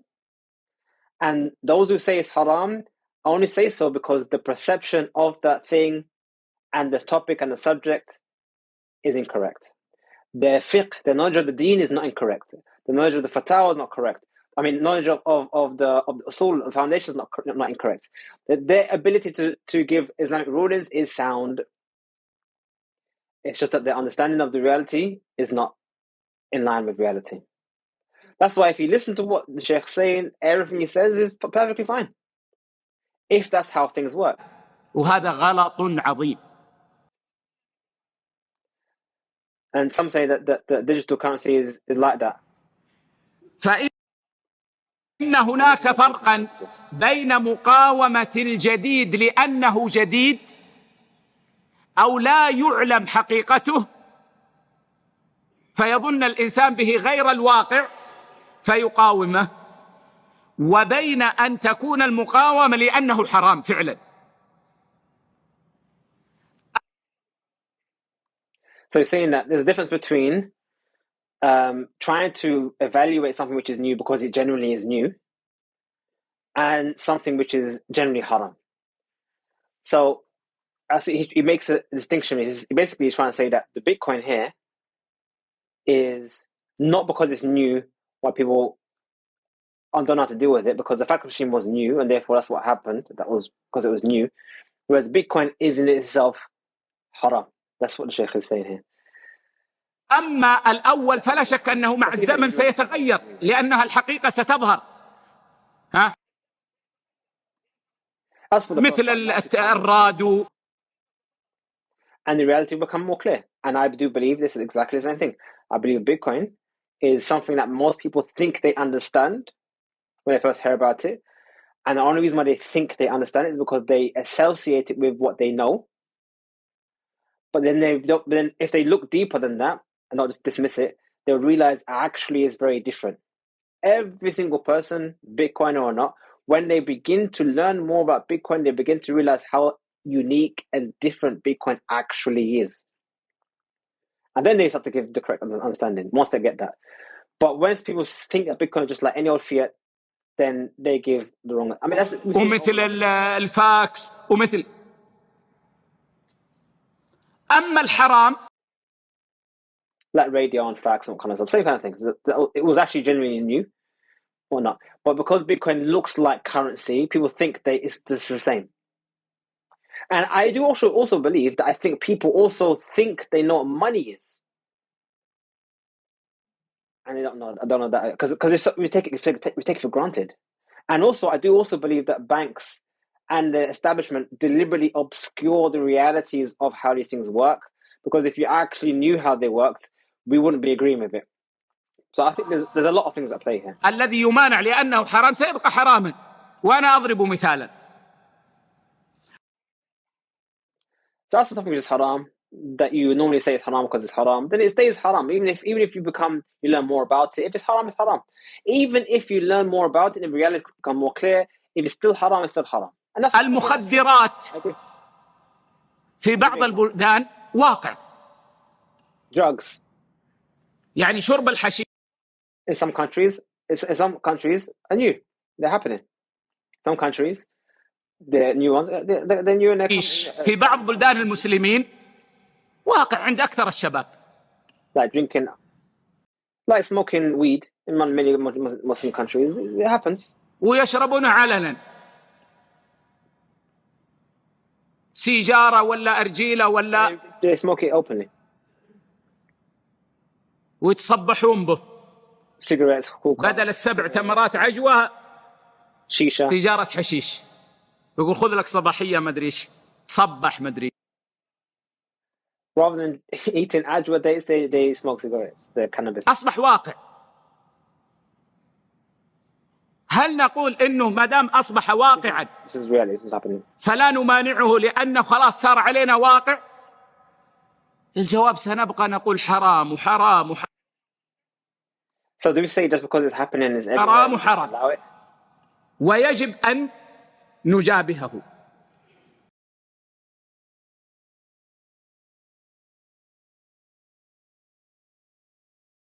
No, it's أنتقل من هنا and you have to meet it. إلى الحكم الشرعي في هذه So we want العملات. to next part here, go on. الدارسون لهذه العملات So now we move to the Islamic rules. لهم رأيان. الرأي الأول So those who study these currencies, they have two. القول بجواز التعامل بها. يجوز التعامل. So the first opinion is that they say it's permissible to engage with it, بها مقايضة وتداولا. مقايضة طبعا تعرفون أنها الآن So you can trade. عملية دفع، تشتري أشياء بها.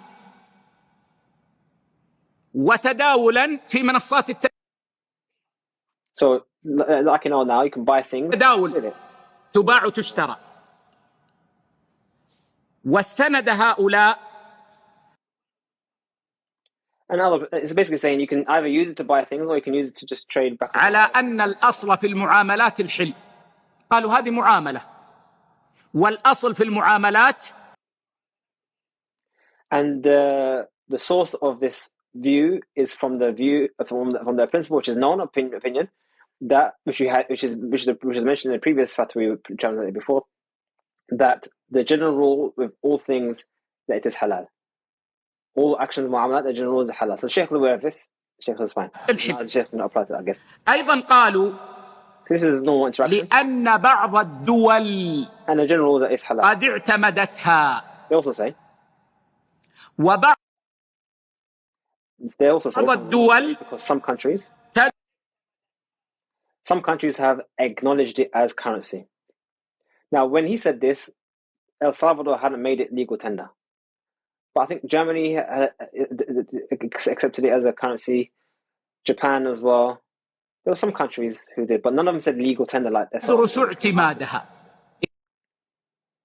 Which is interesting because El Salvador's made it legal tender, backed by the government. So إذا بدأت تكتسب قوة دولية نظامية في ظن. And some countries are seeking, they're looking into أنهم هم accepting it. واضح يا إخوة؟ العلة الأولى قالوا. So basically it starts to take, it becomes stronger in terms of لأن الأصل في المعاملات as they الحل. as they العلة الثانية قالوا لأنها بدأت تكتسب قوة نظامية فاعتمدتها بعض الدول مثل ألمانيا وبعض دول أوروبا. So two things. The reason why they say it's halal, they say in the first opinion, the reason why they say it's halal is two reasons. Number one, because the general everything is halal. And number two, because some countries are beginning بعض دول أمريكا الجنوبية وبعض الدول تدرس اعتمادها. وقالوا أيضا لأن الراجح من أقوال. Yes, he mentions Germany, some other European countries, some South American countries. العلماء أن ما تعارف الناس على المقايضة به كان نقدا. فلو تعارف الناس على المقايضة And also the third evidence is that the most strongest opinion amongst the scholars is that whatever the people deem as a medium of exchange, a medium you can exchange, conduct business with, then it becomes money. So if we all agree to use cigarettes as money, then it all becomes money. That's what it said. That's the Shaykh mentioned, which actually was used to الجلود in the 70s. صار الجلد نقدا. وقد تعارف الناس اليوم على المقايضة بالعملات. So if people come together to accept skin, as money, then money الإلكترونية الرقمية. والرأي الثاني. So likewise, if people come to use cryptos for exchange, then if you accept it, then it becomes money. Which is the irony, because if you're saying for it to become halal, people have to accept it. If people want to accept it, and this is halal, it becomes like a loop. I'm not going to say it's halal until everyone accepts it, but I'm not going to allow anyone to accept it until it's halal. It becomes a funny loop. So the question is, why would people accept it if you're telling them it's haram, unless everyone accepts it and does sin by doing the haram, and then only enough people do the sin haram, then it becomes halal. Does that make sense? If the evidence that it becomes halal to use as a transaction is the fact that people use it, that means before that happened, it was haram. So they were engaging in the haram up until that haram becomes so prevalent that now it becomes halal. It becomes a funny self-loop view kind of thing. At some point, someone has to use it. القول بتحريم التعامل بها مطلقا. Second opinion. So the first opinion is halal, and he gave his evidence. the origin of everything is halal. Governments are accepting it and begin to accept it, and whatever people accept as money is money. فلا يجوز التعامل بها وذلك. The second opinion is that it is prohibited to engage in it entirely. لأمور.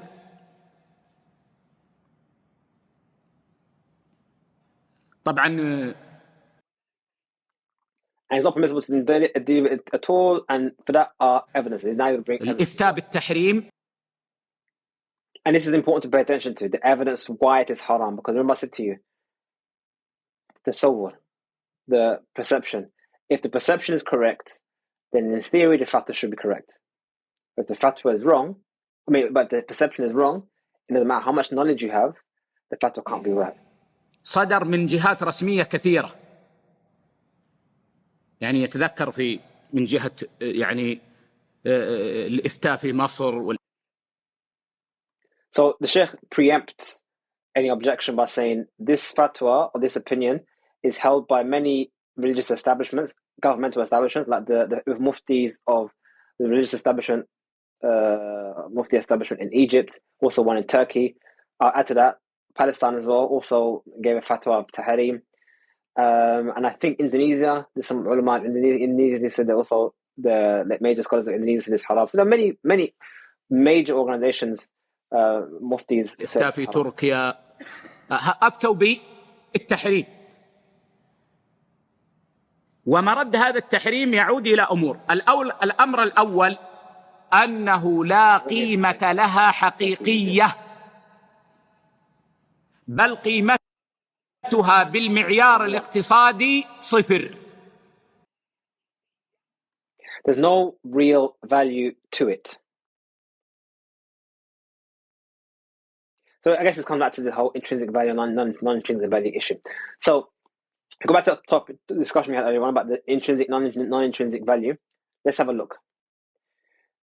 It was said that gold and silver has intrinsic value in it. That's number one.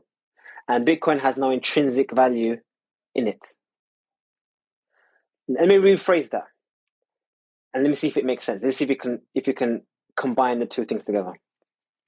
Gold has intrinsic properties that we value in it. We attach value to gold because of these intrinsic properties. And we say intrinsic, meaning that it's part of the actual atoms of the gold. So if gold, if I had a bar of gold and I was able to change its properties to now make it like water, so it's no longer, it's transparent, it's no longer solid, whatnot, and it's just like water, then the value it no longer has a value. I mean, literally, if you think about it, if you actually got gold, actually you can do that. Imagine you got gold and somehow you was able to put it into a machine and split the atom of gold into two parts. So now you have lithium and now you have carbon, whatnot. Because you split the actual atom, you've changed the intrinsic properties and it's no longer now gold and its value is now changed.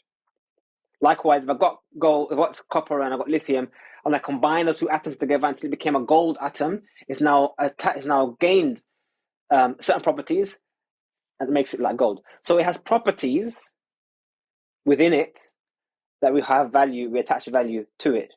From the values of gold, are values which are external to it, i.e. scarcity. From the values of it are the properties that are part of it, such as the spin of the electron, which give rise to the color. For example, the resistance, electronic resistance of gold. It has physical properties which are part of the actual atom, but then there are properties which are part of the environment. History, that's an external thing. Scarcity, that's an external thing. So these all come together to give it its value, but these are properties of the thing that we value. Bitcoin has properties because it has a history, it has a reality. It may just think, oh, it's just numbers, but it's not just numbers though. Because, like I always say to people, if it's just numbers, then give me a Bitcoin. There's a reason why you can't just give me a Bitcoin.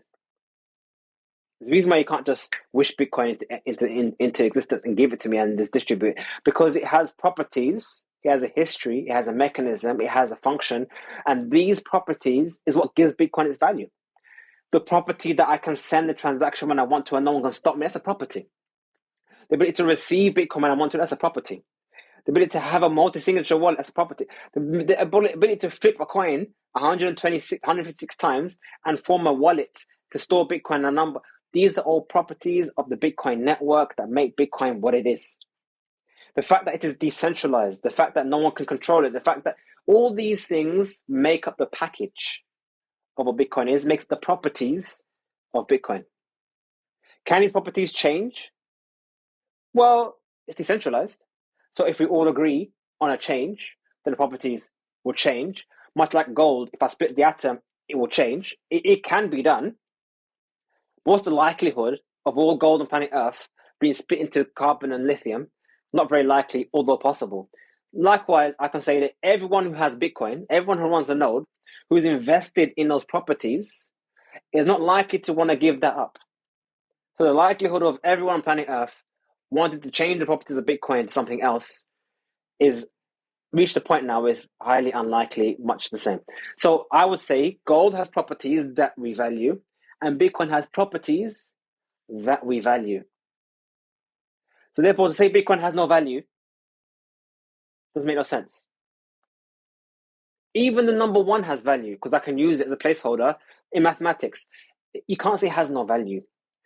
But again, this comes underneath the understanding the idea, which is not an Islamic idea, by the way. This is an idea. It's not like it came from the heavens that things have intrinsic value, but it's just an idea which people have accepted that there's such a thing as intrinsic value and non-intrinsic value. And this is where a lot of things get stuck.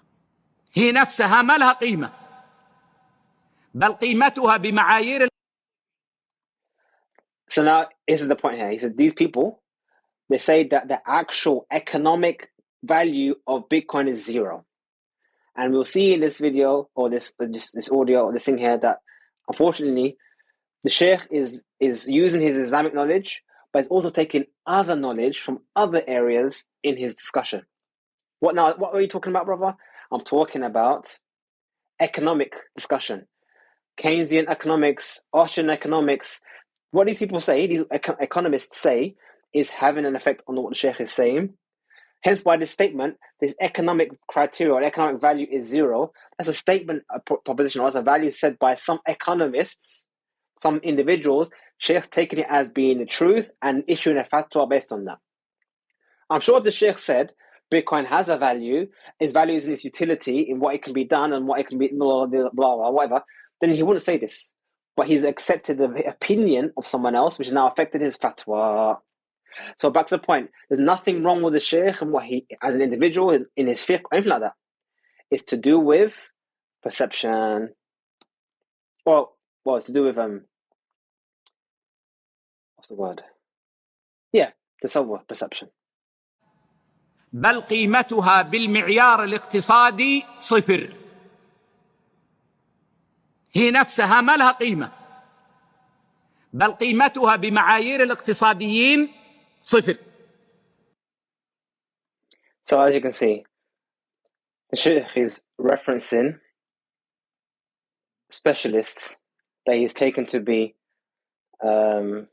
reference points in this assessment.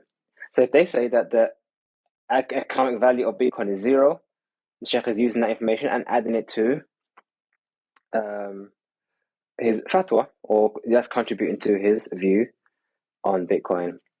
Now, often I say to people, if Bitcoin, the value of Bitcoin is zero, then give me something if it's apparently zero.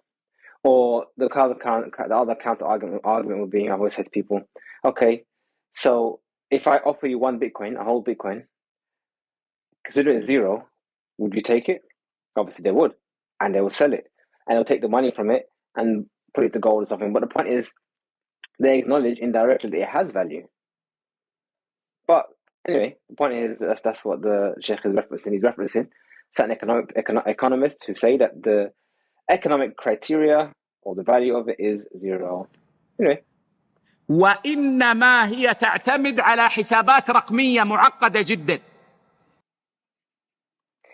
And it depends upon, or it leans upon very complicated accounts. Again, we've dealt with the topic of what complicated accounts really means. Maybe what the Shaykh is referring to is mining rather than accounts. Maybe that's what it was referring to. As in Bitcoin mining, the function takes place with complicated, well, not complicated, but basically you have to find the nonce. So the way in which Bitcoin makes or emulates real life is that to find the nonce or to find a new block takes effort. And if it was an issue of calculation, then the problem will be that over time, as computers get better at calculating, then it will become easier to mine Bitcoin. Whereas Bitcoin has what's called a difficulty adjustment, whereby the difficulty should remain the same over time. So even if computers get faster, the difficulty should remain relatively the same. So basically, the mechanism of mining Bitcoin requires you to seek out a random number, a very specific random number, but it's a random number that can't be calculated. It has to be found. So yeah, finding that nonce, finding or completing the block, or finding that specific number to complete the block is difficult. But maybe that's what the Shaykh is referring to, that the act of mining Bitcoin. But like I said, the purpose of the difficulty adjustment is to make sure that the blocks come every 10 minutes. So therefore, the issuance of new Bitcoin comes every 10 minutes, and you can't speed that process up and make it issue faster. That's the reason why it is that way. Now, some have said that the reason that the value of Bitcoin is tied to the cost of mining Bitcoin. Now, definitely there is a connection, but it's more of a chicken and egg situation. Does the price affect mining, or does mining affect the price? To be honest, I think the jury's still out on that one. Some say this, some say that. I do believe that they are connected, they're intertwined, but I wouldn't be able to say that one leads the other. Meaning, if the difficulty gets harder and harder and harder, does that push up the price, or does the price being pushed up lead to it becoming harder and harder and harder? I don't know, but I do think that it's more the case of the mining. I don't know. It's hard to say because it's not immediate. It's not like the difficulty's gone up and then immediately the price goes up. They're not necessarily connected. But anyway, that's explains it. ولا تعتمد على قيمتها.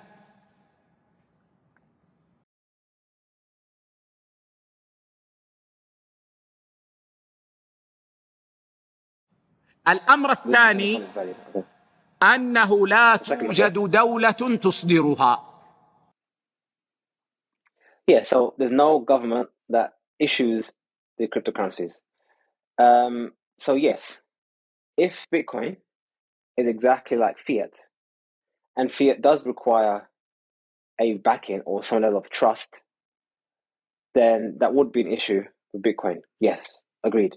If Bitcoin was like any other electronic digital currency, like any other fiat currency, that depends on trust, is a trusted system. You need to trust someone, you need to have faith in the system, faith in those behind the system, then Bitcoin not having that would be an issue. But Bitcoin was designed to be a trustless system, i.e. a system that doesn't require the trust of any institution, individual, or government. It functions in of itself. So this is the nuance that hopefully as time progresses, people will learn more about, especially scholars will learn more about, and they realize that no, Bitcoin doesn't require trust in someone because it's designed to be a trustless system. I don't need to trust you. You don't need to trust me. You can run your own node and you can verify your own transactions. And that's how the Bitcoin network is. So everyone can run their own node. Anyone can run their own Bitcoin node and verify transactions themselves. I don't need to trust the bank to verify a transaction. I don't need to trust the government to verify a transaction. I can just trust my own node and the transaction is verified. So yeah, it's true. I would agree with the Sheikh by saying, yeah, every fiat should have someone backing it because it's a trusted system. And so therefore we can see, are they reliable or are they not reliable? But it doesn't apply to a trustless system. أو تضمنها. And we discussed the issue about guaranteeing it. I contest the idea that fiat is even guaranteed, let alone anything else. But one other issue, the issue of guarantee. So I just had a podcast today actually with Indonesia, and I mentioned that one of the reasons why blockchain isn't really useful for anything else other than Bitcoin, realistically, is because if you were to try and use the blockchain for real life assets, for example, like gold, like land, like contracts or whatnot, you need to, because these things are outside in the real world and the blockchain is in cyberspace, you need a third party to maintain the peg. I need to trust this person in the middle that the amount of gold in the vault is equal to the amount of coins in the system. Because if the gold gets stolen or is sold, then therefore the backing between the gold and the thing will be broken.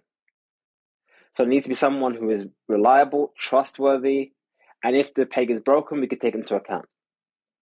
But with Bitcoin, the asset itself is within the blockchain. So I don't need a third party. I don't need someone else to maintain the peg between Bitcoin and the blockchain, or the information on the blockchain is within the blockchain. That's why it works. And that's one of the reasons why it is a trustless system. So therefore, when you say guarantee it, it makes no sense to say I guarantee Bitcoin, because Bitcoin is within the system and the system verifies itself. If I say ما توجد دولة في العالم تصدرها. There's no country in the world that issues it. Yeah, we get that. Although there will be. So when CBDCs become a thing, central bank digital currencies, based on how some of the scholars are discussing the matter, I would assume they'll be backing it. And that's quite concerning, because we all know that a CBDC, or central bank digital currency, is basically a digital currency that the government has the rights or ability to take your money like that. They have the ability to just tax you from your wallet. So at the moment, government have to, for example, your money's in the bank, your bank is a private enterprise, so the government might have to tell the bank to freeze your account, and so on. There's some checks and balances in that. Whereas the CBDC, essentially, they have direct access to your funds, and they can seize your funds, and they can stop your use of it, and so on and so forth. So that's actually more concerning. So if you had actually Bitcoin issued by government, that would be actually a problem. That's not. They're saying this. Sheikh is saying this is a requirement. I'm saying that's actually a problem. ولا توجد دولة في العالم تعطيها الضمان الائتماني أبدا. And there's no government in the world that gives it that guarantee, that warranty at all. Yeah, we know that. فهي لا تكتسب أي صفة من صفات النقود. So back to the two principles mentioned before, as money being either commodity-based, product-based, or based on the guarantees and warranties of the government and issuance of the government. He's saying it has to be on one of these two types. So he says, because it's not like gold, it's not a real thing, and it's not issued by government, therefore it's not money. But if you refer back to what I said before, there's an issue with this hasr, that money has to be one of these two things.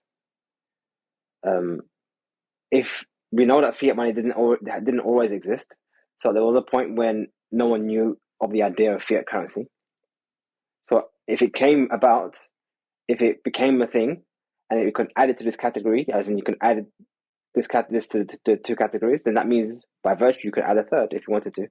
But I don't believe that Bitcoin necessarily is a third category. I think it's more akin to a commodity or product based thing. It's just that the properties, it needs to be understood that the properties of Bitcoin is what make Bitcoin what it is. Yes, it might not be physical, but the properties are real.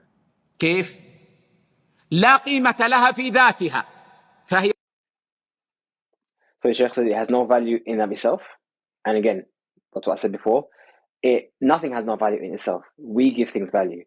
Things have properties that we value, but nothing has value in and of itself. So to say that Bitcoin has no value, I mean, we've dealt with this already. So yeah, Bitcoin has no value in itself, but it does have properties. ليست نقودا سلعية. So it's not a product-based money, as the Shaykh saying. ولا تكتسب قوة نظامية فهي ليست نقود. So nor does it gain the benefit of being issued by government or the legislative strength of ائتمانية. فصفات النقود المعتبرة شرعا مفقودة فيها. So that the attributes necessary for money to be money is not within Bitcoin. That's what the Shaykh is saying. There's a third reason. الأمر الثالث أن قيمتها في السوق. That its value is in the markets. Now, this is actually more in line with what I'm saying. The value of it is in the markets. Okay, let's analyze that. What the Shaykh is saying is that the price of Bitcoin is determined by the fluctuations in the markets. People buy and sell and blah. Therefore, its value is in the markets purely, only. Okay, let's take a step back. Things have properties. Even information has properties. Even a poem has properties. And we value these properties. Yeah? Now, value is relative, subjective.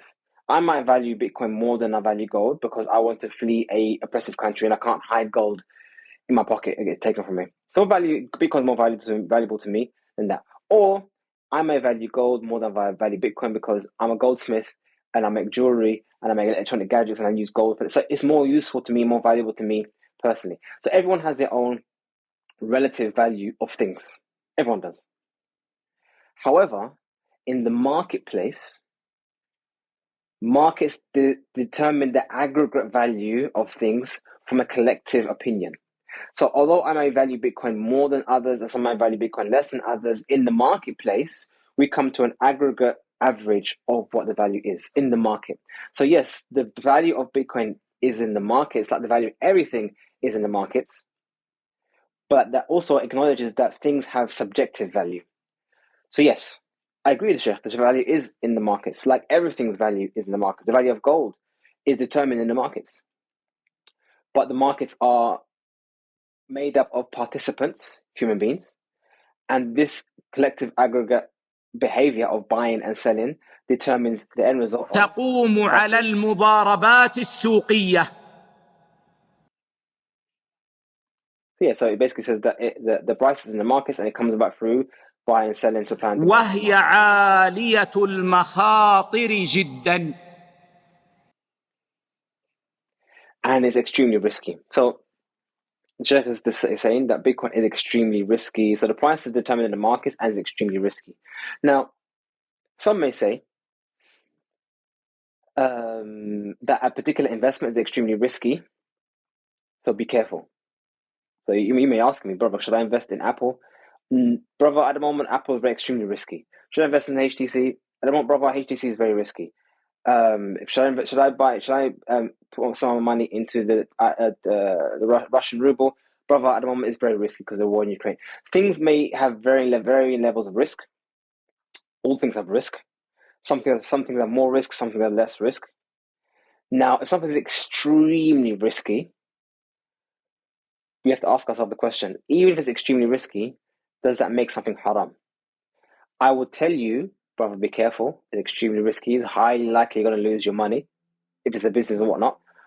Then you say, okay, fair enough. Based on your advice, I'm going to avoid it. Or actually, although the risk is high, the reward is equally high, and I'm happy to allocate a small portion of my wealth to this risky investment, for example. I mean, investing in individuals, it could be really extremely risky. Maybe a person in the community is known to default and not really do really good at business. So investing in him would be extremely risky. But at no point does it become haram. So this is where I do have an objection in investment advice becoming fatwa. I could say to you, brother, Bitcoin is highly volatile. It's best to stick to something which is more stable, like the pounds and dollars. At least you know by the end of the week what you would have. That's advice. But to say now that this is now haram, that's an issue. I do have an issue with that. Maybe add in the comments below what would be what would make what kind of risk, I don't know, what kind of risk would now make think of it this way. When we say the word haram, we're saying that the angels on your shoulders are writing down sin. We're saying that on Yawm al-Qiyamah, you are risking hellfire for your action. So are we saying that buying something which is risky can be punishable by hellfire? Surely the punishment is losing your money, and then further punishment in hellfire. So don't get me wrong. No doubt, if a person does not have the money, like they've got their paycheck, and need to pay for their bills and whatnot, and their family may starve.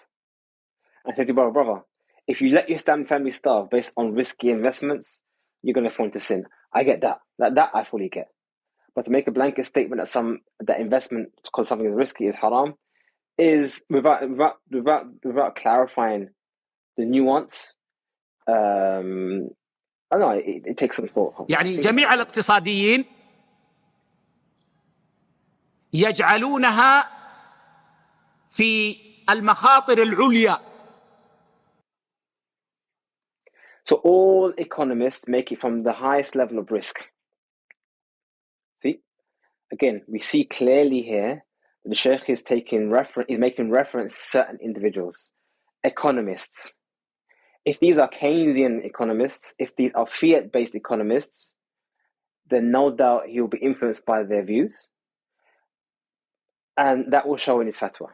So again, my point here is mention that point, not to say anything bad about the Shaykh, just to highlight the reality that his fatwa is based on a perception. So if his perception was different, maybe his fatwa would be different. If he felt that Bitcoin wasn't actually that risky, would he still say it's haram? If he felt, طبعا في مقاييس الاقتصاد هناك مخاطر متدنية. So in the measurement of economic measurements, you could say there are things which are low risk, high risk. وهناك مخاطر متوسطة وهناك مخاطر عالية. يعني مختلف في هذا، لكن من 1 إلى 20% مخاطر متدنية. يعني إذا كان الاحتمال. Yeah, so there are some that are, you could say the risk is between 1 and 20. Was it 20? 1 20, that's low risk. 20 to 50, medium risk. 50 to 70, high risk, whatnot. Now, no doubt Bitcoin is more volatile than a lot of things. But there are things that are way more volatile, a lot more risky than Bitcoin. That still doesn't become haram. So this is where we have to be fair in our assessment. The Lebanese pound has lost 98% of its value in the space of a year. Yet no one says that holding Lebanese pound is halal or haram.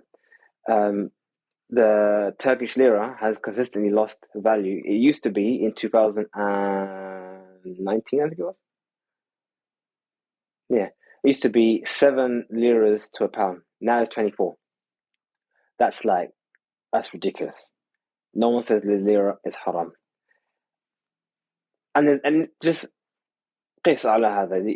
Look at many currencies in the world that literally lose their value over time. Highly risky investment, but yeah, no one says it's haram. So one needs to be fair about that. And this is what actually Shaykh Sulaiman said. He said that if you look at the objections against Bitcoin, you find that in other things as well. So not me saying it. Shaykh Sulaiman said that. من 1 إلى 20% فهي مخاطر متدنية. من 20% إلى 50% مخاطر متوسطة. من 50% إلى 70% مخاطر عالية. أكثر الاقتصاديين يجعلون مخاطر العملة الورقية فوق 70%. Yeah, so he does say that most of the economists consider the risk ratio. It does say العملة الورقية, as in paper money, as being more than 70%. But I think he was referring to Bitcoin, because I don't think he was talking about currency. I mean, he said paper money, but I think he was referring to Bitcoin. I think that's a slip of the tongue. Because I don't think Sheikh is saying that fiat is high risk. I think he's saying Bitcoin is high risk. So that's فوق 70%. maybe فهي ذات مخاطر عالية جدا. Yeah, so he said paper money, but you meant يمكن أن تنفجر في أي لحظة. It can explode at any moment. And this is actually more applicable to fiat, actually. So in the last 15 years of Bitcoin, the direction has always been up. It's gone up and down, but the net direction has been up. You have countries whose net direction has been down consistently for that same period of time. So therefore, if you were to just look at it like that, Bitcoin is a lot less riskier than most fiat. But yet we don't have that same justification for that. I guess maybe because they're government issued, maybe. ويؤكد هذه الحقيقة التقلبات الشديدة في قيمة هذه العملة. And what emphasizes this is its extreme volatility in this commodity. And again, I advise anyone not to listen to me or listen to the Shaykh.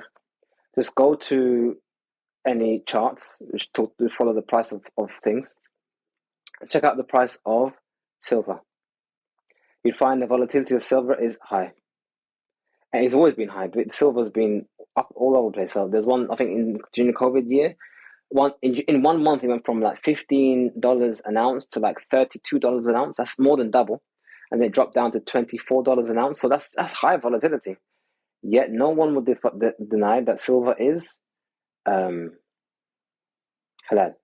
Not only that, even oil. Oil fell from about $70 a barrel, especially on the futures market, down to zero. Actually, went less than zero on the futures market, went to minus. That's extreme volatility. Now, they'll say, oh, that's because of the economy, because of the markets. But that's the point. The point is we have to be fair. If volatility is a thing to make something haram, then everything that is volatile should be haram, not just Bitcoin. But we don't find that same ruling applied to other things. Maybe the approach here is that it's a combination of these things. So volatility of Bitcoin adds to the fact that it's not issued by government, adds to the fact that it's not physical. Maybe it's a combination of things, which is why they bring it out. But like I said, don't follow me.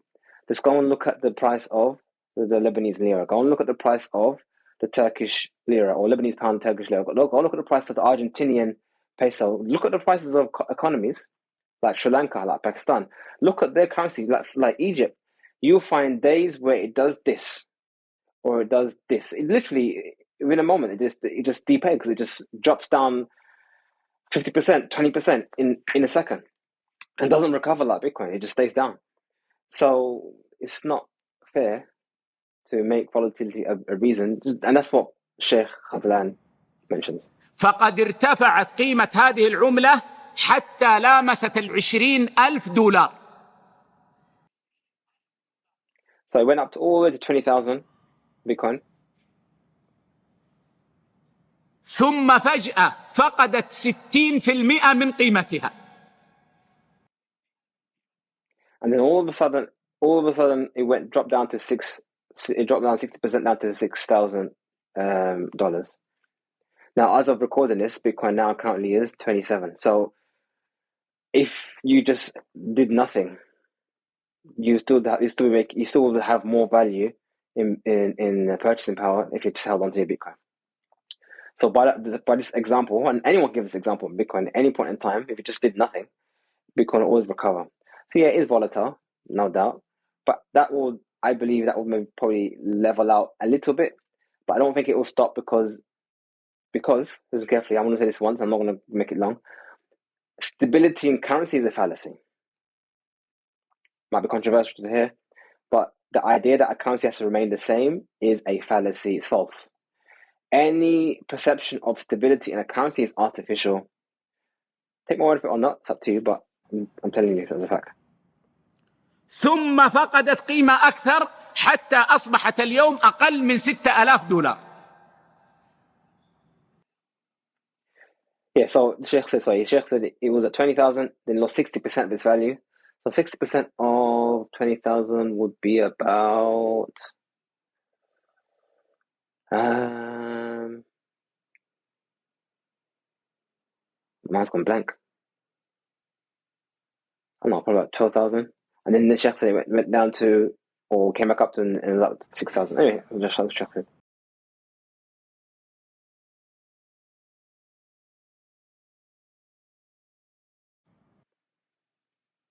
And then he brings a fourth reason why Bitcoin's haram. So revision, the first one is no value in itself. Second one, no government. Third one is volatile. الأمر الرابع أن مصدرها مجهول. The issue of Bitcoin is unknown. Now, I don't think the Sheikh is here referring to Satoshi Nakamoto. I don't think so. Although that is mentioned by some, but I don't think that's what he mentioned. But I think he's referring to here. He's going to explain, but I think he's referring to here miners. So the miners of Bitcoin are unknown. So that would be the reason why it's haram. Let's have a look. من الذي يصدرها؟ لا قديما ولا اليوم، مجهول. So yeah, it's a fat minor. So in the past and today تقوم على عمليات يترجمونها وهي ليست ترجمة دقيقة، التعدين أو التنقيب. So they say it's mining, but it's not a precise, accurate translation, the Sheikh says. And I know some people have said, even Bitcoiners have said, yeah, mining is probably not a good definition, but I don't think it was meant to be accurate. I think it was meant to be taqreeb, meant to bring the concept close to your mind, to make the idea of what's happening more clear for those who are uninitiated, you could say. So just like you would put effort into a mountain to mine gold, you can put effort into looking for the hash, the nonce, to mine a block. Yeah, but I don't think anyone actually derives anything special from this name, mining. It doesn't mean to explain or define something. Yeah, whatever. Anyway, the Sheikh said, the ones who issued a Bitcoin for mining. وهي ليست ترجمة دقيقة للكلمة الإنجليزية، لكن هذا أقرب ما يكون، يسمونها التعدين أو التنقيب. Yeah, so the Sheikh says it's not a good, even in English, it's not a good description of what's actually happening, but it is what it is. فالمصدر لها مجهول. So the source is unknown. Maybe he's talking about Satoshi here. والأمر الخامس. Okay, that's it. This is the fifth example. So back to the point. So again, the issuer is unknown. Now, again, this is an issue. It is a problem. It is an legitimate Islamic objection that the issuer of Bitcoin is unknown. That is a problem.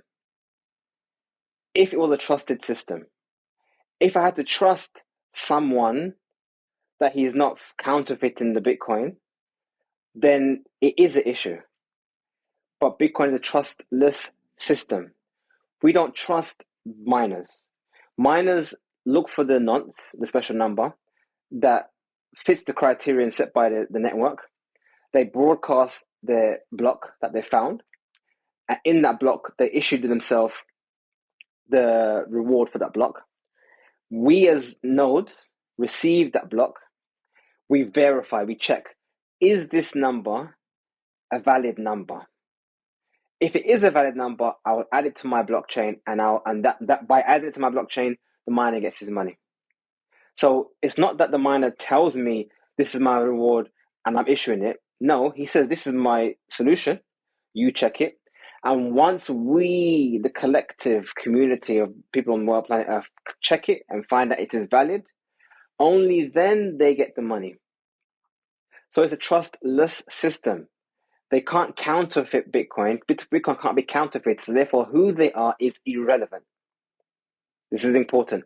If you consider Bitcoin to be like fiat, then it is really relevant, because we need to know who is printing these dollars. Just like in real money, real world, who's printing reals, who's printing dollars, who's printing a pound. Because if they are not the government, they can counterfeit. They can print money and put it in the pocket. But with Bitcoin, no, they will just tell you, here's the block. We will check, does this nonce give the right reward? Does it give the right answer to the block? If yes, then they get the reward. But you can only get that number if you did the work. Remember, there's no way to get this number through calculation. You don't calculate anything, you just try. Try number one, try number two, try number three. I try it's like having a million keys. And you try each key to the door, see which door unlocks, which key unlocks the door. Once you find the key, they say, look, here it is, I found the key.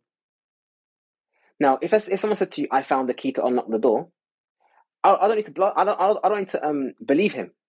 I just take the key from him. I go to the door. I unlock the door. If it unlocks, then I know he's telling the truth. If it doesn't unlock, I know he's lying.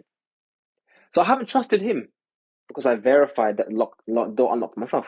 So it's a trustless system, and his objection here is valid if his perception of Bitcoin is valid. But we can see here it's not accurate. So now we're on the أنه يستحيل مراقبتها. Now, this is one of the most easiest thing to see how the perception is right or wrong. He says here, the Shaykh said, yastahilu, it's impossible to make muraqabah, to observe what's happening on the network. It's impossible. Don't take my word for it. Don't listen to me. Just go to www.mempool, mempool, mempool, as in it's short for memory pool. So mempool.space. That's it. It's a website. All the website does is just display the Bitcoin network in a visual manner. You can click on any block you want. You can look at any transaction you want. You look at which money comes in, which money comes out. You can see quite clearly everything that's happening on the network. The Sheikh said it's impossible to observe what's happening in the network, and I'm telling you, it's the complete opposite. It's the most transparent way of doing it. Actually, it's more transparent than gold. If I gave you a gold coin and you took that gold coin and melted it down and made another coin, there's no way of knowing where that gold came from. Gold is actually impossible to know where it comes from. And I would say that's probably a normal feature of money. How would you know where money comes from? It's a thing. I don't know where it came from. But to now make it a criterion to know where it comes from and how you spend your money, we need evidence for this. Now, I know where the Sheikh is coming from. He's saying that currently we have a way to know if there's criminal activity happening through banks and transactions and whatnot, and then you can find where the criminals are doing, what they're doing, blah, blah, blah. And the Sheikh will say that in a minute. But the point here is that with Bitcoin, that's not the case. You can see exactly. وضبط استعمالها. لماذا؟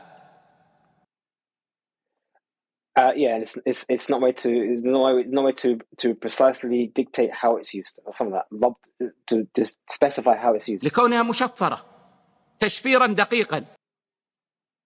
Why is that? Because it's encrypted.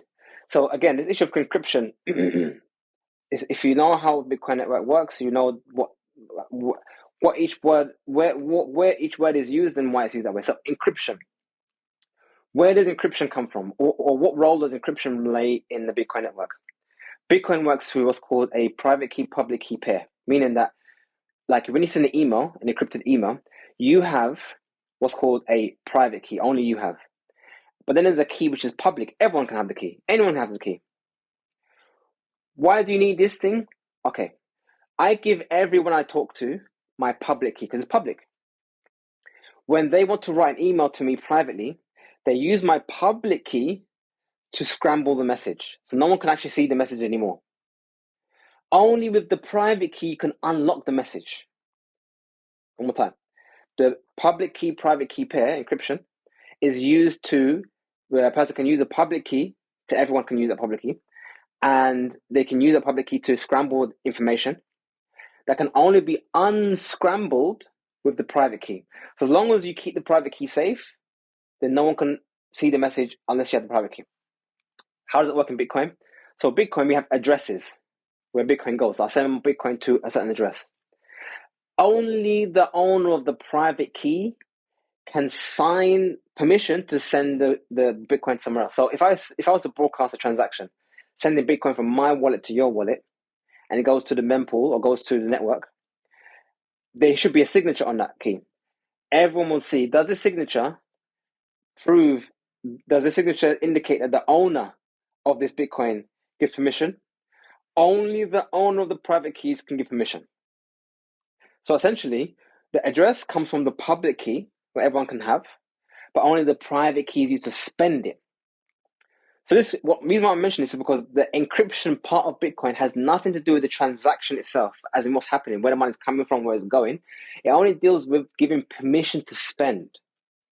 So the idea that you can't see what's happening in the network has nothing to do with encryption. You can see exactly what's happening in the network. You see where Bitcoin comes from one address to another address. You can see it.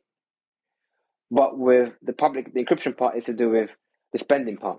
It allows only the owner of the private key to spend it. So again, we can see here that the description of Bitcoin and the understanding of what's actually happening with the encryption is. فمن الذي يستطيع أن And by the way, this is not a slight against the Shaykh. How does anyone know anything? They have to learn it. Why do you expect the Shaykh, a scholar of Islamic knowledge, to be also a scholar of computer science? That's not his field. He depends on others to explain it to him. And from the explanation, if he gets it right, he'll be able to give good fatwa. It's not a slight against the Shaykh or any Shaykh. No one knows about Bitcoin until they learn about Bitcoin. No one knows about programming until they learn about programming. It's not a problem. Nor is the Shaykh a computer scientist. Nor does he claim to be a computer scientist. So no one should get personal about it, saying, oh, you speak about it against the Shaykh. No, I'm not. But you must recognize that the Shaykh is not a computer scientist. Yeah, Shaykh just said, you're not able to observe what's happening. Is that the case? وبالتالي هي مصدر للعمليات القذرة كالإرهاب. So because you can't observe what's actually happening, it's a source of a lot of dirty activity. والإرهابيون اليوم وجدوا فيها ملاذا لتمويلهم.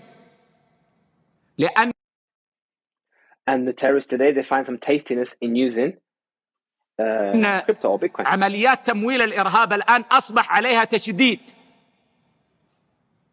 فوجدوا في العمليات الرقمية فضاء واسعا. لأنه ما يمكن. So using cryptocurrency, they found basically an opportunity to use it without being, I guess, observed what they're doing. So that's why they like cryptocurrencies. But those of you who know anything about Bitcoin will know that Bitcoin is actually the worst currency to use for criminal activity. Because it's the complete opposite. مراقبتها. وكذلك عمليات. Because it's not possible to observe what's happening in غسيل الأموال القذرة. And also money laundering. Or laundering dirty money. هي فضاء رحب للعمليات القذرة. It's a platform for people to launder money. Now, again, fairness, if one wants to be fair, I could say that it is a lot more easier to launder money using gold. Because there's no way to trace where gold comes from. Once you melt it down and recast it, it is what it is. Now, I may ask where your gold comes from. And you say, yeah, I just got it from this other guy. I mean, there's no way of knowing. So if one wants to say that the ability to transact privately is a reason for prohibition, then that must dictate by necessity that gold and silver must be prohibited, because there's no way of knowing where gold and silver comes from.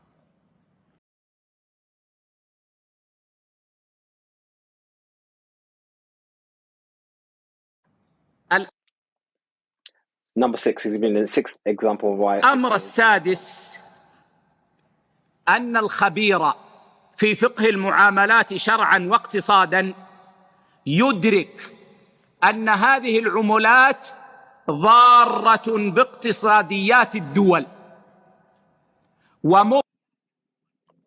And those who are specialists in Islamic finance and in economy, they all understand and perceive that Bitcoin or cryptocurrency is harmful to the economy. Sheikh said, it's harmful to the economy. Now, I agree. Listen carefully. I agree. Bitcoin is harmful to a fiat economy, because if people adopt Bitcoin, that means they by necessity are no longer using the fiat currency.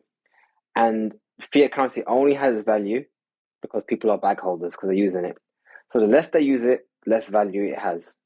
If they get rid of all their fiat and go move to Bitcoin, find the escape route, it will collapse. Not the economy will collapse, but the fiat will collapse.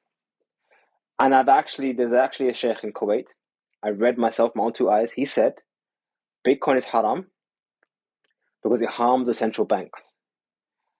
I'm not saying the Shaykh is saying this, Shaykh Sulaiman, but there was a Shaykh in Kuwait who said that exact word. I posted on Twitter.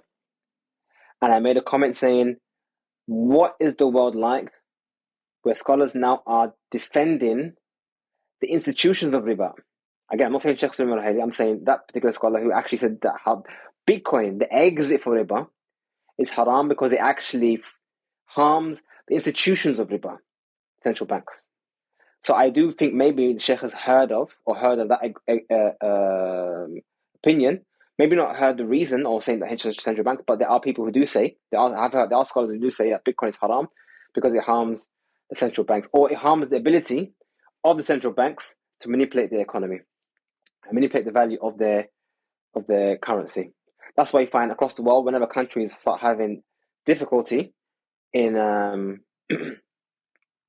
in their currency, the first thing they do is ban the use of Bitcoin, because they realize that Bitcoin is the escape valve. Bitcoin is the way to escape the collapse of fiat.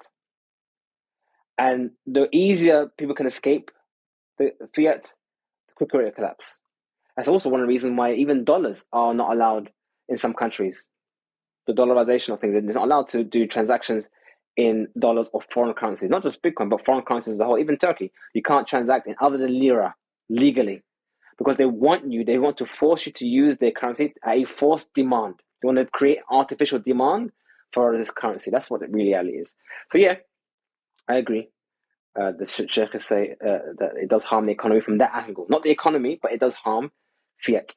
And that's why I believe that if you was to put fiat and Bitcoin in an open market and allow anyone to choose what they want, people will choose Bitcoin. Because people realistically, inherently understand that fiat is a dead currency. Continue. مضعفة لاقتصاديات الدول. So it weakens the economy. No, it does weaken the currency that the country uses. That's a fact.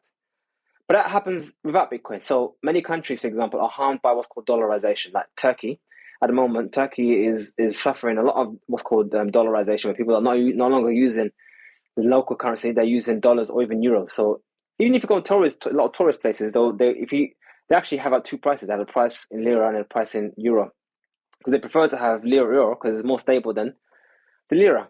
But that harms the lira. The less people use the lira and the more they use other currencies, it harms the lira. So again, this is not unique to Bitcoin. This happens with any foreign currency being used rather than local currency. وستجعل الاقتصاد في أيدي مجهولين يسيطر. And essentially, this will put the power of the economy, I guess you could say, it makes the economy in the hands of unknown individuals. So rather than the economy being in the hands of known central bankers, it will put the economy on the power of the economy in unknown entities, i.e. the owners of these cryptocurrencies. I guess that's what the argument is. I would say as a counter argument that considering the price of Bitcoin is determined by an open market, i.e. everyone, that is more reliable demonstration of value than the dictates of a limited number of few people in central bankers, or that kind of stuff. Central bankers decide. Imagine that. Like, imagine 20 people deciding exactly how the value of stuff. على الاقتصاد ويتلاعبون به. So they dominate over the economy of the country, as in this, because they control the cryptocurrencies, and then they play around with the country. هي ليست في الدول ولا أستبعد. So it's not in the hands of the country. Now, this comes underneath the premise or the idea that that countries, central banks, governments actually have control over the economy. To some part, yes, but also no. But let's not. أنا وإن لم يكن عندي أشياء ملموسة أن يكون وراءها اليهود. And I don't think it's far-fetched. I don't have anything tangible as evidence, as the Sheikh saying. But لأن دائما هذه الأشياء. I think that I believe that those behind these cryptocurrencies or not. الأشياء المالية الغامضة يقوم عليها اليهود، لأن فكر اليهود في السيطرة المالية.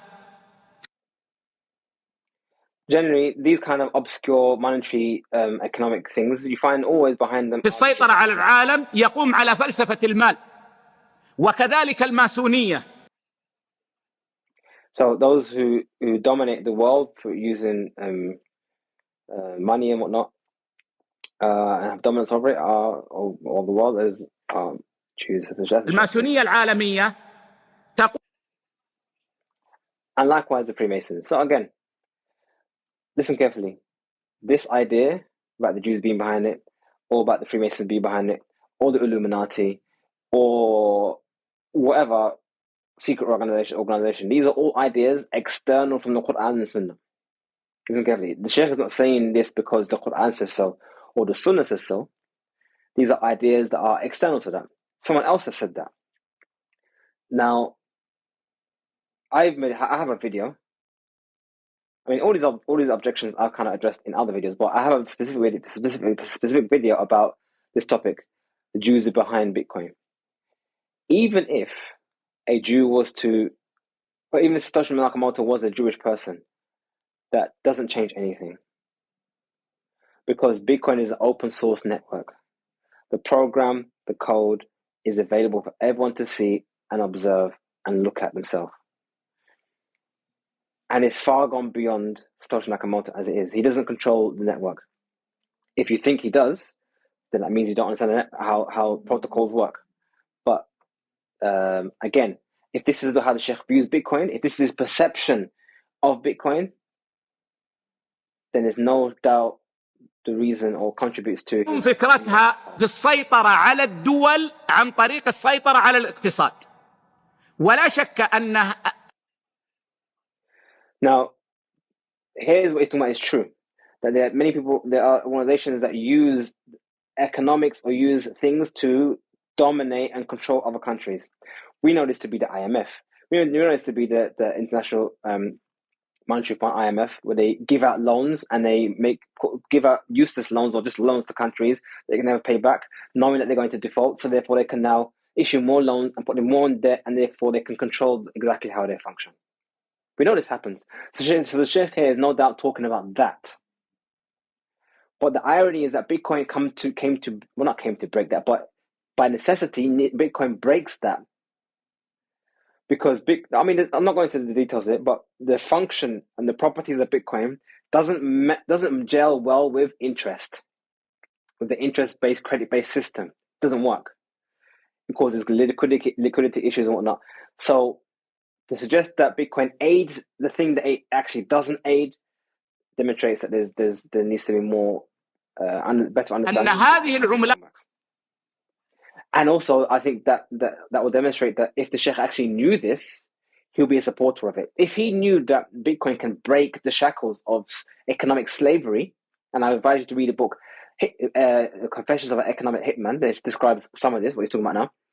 If he knows that Bitcoin can be used to break this, no doubt he'll be a supporter of it. If that's what his perception was. الرقمية ستضعف الاقتصاد الموجود ولا سيما إذا No doubt these cryptocurrencies will weaken the current economic. يعني ترك لها الفضاء ستصبح اقتصادية. Especially if it's given a platform and it's allowed, then it will do that. Now, no doubt, a lot of shitcoins, maybe there's a place to be said here. And remember, this is why I'm talking specifically about Bitcoin. الدول في مهب الريح. It will become the economy of countries will become like a feather blown in the wind, blown left, blown right because of these cryptocurrencies. And like I said, no doubt there are many shitcoins out there that are there to just steal money from people who have it. No doubt. يسيطر على الاقتصاد أناس مجهولون يتلاعبون به وكل هذا يجعل And people, unknown individuals, will be able to take control over economies. الفقيه يجزم أن فيها غررا كثيرا وجهالات. And because of all of this makes a scholar of fiqh know for sure 100%, make jazm, that there is a great harm in these things. And again, if it's as it's described, I get it. But Bitcoin specifically is not as described. خطيرة فهي في حقيقتها في أعلى درجات الغرر. Dangerous unknowns. الفقيه والاقتصاد. And this makes them from the highest levels of deception. So yes, he's correct. If you want to talk specifically about all the shitcoin scams, but not Bitcoin. والتجار. But the problem is, the Sheikh specifically said earlier on, he's talking about Bitcoin. So here we have the issue of the fatwa when scholars often talk about Bitcoin, they talk about crypto, and they talk about crypto, and then somewhere in the middle of the conversation they say Bitcoin. So they kind of focus their attention on Bitcoin after introducing everything. So الذين يعرفون السوق يعلمون أنها في أعلى درجات الغرر وقد نهى النبي صلى الله. And traders know about the markets, know that this is from the highest level of obscurity. الله عليه وسلم. Now, this is interesting about the uncertainty. So I heard people say about Bitcoin's uncertain. So the question is, what about Bitcoin is uncertain? Is it the price? Because uncertainty in price is with a lot of things. Everything is uncertain. And what's the price of oil going to be next week? Who knows? So it's not that can't be it. It can't be the price of Bitcoin is uncertain. Is it the issuance who will get the next block? I mean, that's not an issue. Who cares who mines the next block? As long as we know that the block is mined every 10 minutes, that's all we need to know. We don't need to know who's mining it. The fact is it's mined. So that's not an issue. Who made it? Again, not an issue. I mean, who made Pythagoras' theorem? Who made Euclidean geometry? I mean, there are a lot of things that are unknown, but it doesn't make a difference because we know its properties. We know the properties of Bitcoin. We know the code of Bitcoin. So again, that's unknown. So what exactly about Bitcoin is unknown, is majhul. If I gave you one Bitcoin, you know exactly that I gave you one Bitcoin. So if I say I'm going to sell you a car for one Bitcoin and I write in a contract, there's no jahala, there's no ambiguity. It's quite clear. Car, one Bitcoin, straightforward. Ambiguity in a trade would be something like, I'll sell you a bag and has inside that bag some stuff. What's inside there? I'm not telling you. Can I do that transaction? No. Why not? Because it's majhul. There's ambiguity in it. I don't know what's inside it. I don't know. Or like riba itself, like interest. I'll give you a loan, but if you're late, every day you're late, 1% extra. So how much will I end up paying in the end? I don't know. It depends on how long you're late. You could be late a week, a month, a year. I don't know. There's ambiguity. So ambiguity in the transaction is a real objection.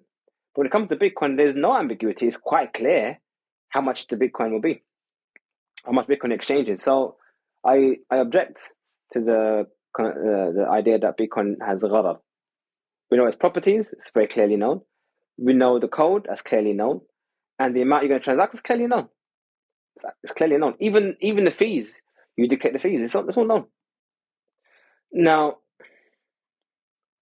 if the idea about the gharar is the price, I don't know how much the price is going to be, then I would say, okay, if I was to steelman the argument that the price of Bitcoin is majhul, i.e., I say I want to sell this car for one Bitcoin. By the time you do the transaction, maybe the price of Bitcoin has gone up a bit, gone down a bit. So therefore, is unknown the price of Bitcoin. Let's steelman that. Let's say, yeah, that's an issue. Cool. But doesn't that also exist with other currencies? When I buy things from China to sell on Amazon, they get yuan, I use pounds. There's uncertainty for them how much they're going to actually get. Or there's uncertainty for me how much I'm actually going to pay. Unless they're accepting the pounds and they just take the pounds whatever they have and they don't care about their local currency, then fair enough. But the point here is uncertainty in how much you're going to actually pay due to fluctuation of value exists with currencies as it is. If I go to Turkey as a holiday and I use my debit card to pay for something, I have no idea what it's going to be in my bank account. I mean, no one does the calculation in their head, and no one actually knows how much is actually going to be charged. So again, one has to be fair. If this actually the genuine objection, then you have to be consistent. You can't just apply it to Bitcoin, but when it comes to fiat, we cover our eyes. عن بيع الغرر نهى النبي. And the Messenger of Allah forbade selling something which is uncertain, or having extreme uncertainty in trade. صلى الله عليه وسلم عن بيع الغرر كما في صحيح مسلم. ولا شك جزما أن هذه العملات الرقمية في أعلى درجات الغرر. And there's no doubt that this cryptocurrency has the highest level of uncertainty.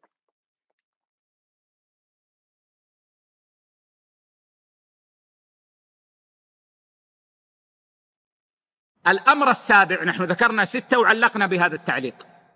الأمر Wow, so the seventh objection. So now السابع objection number 7.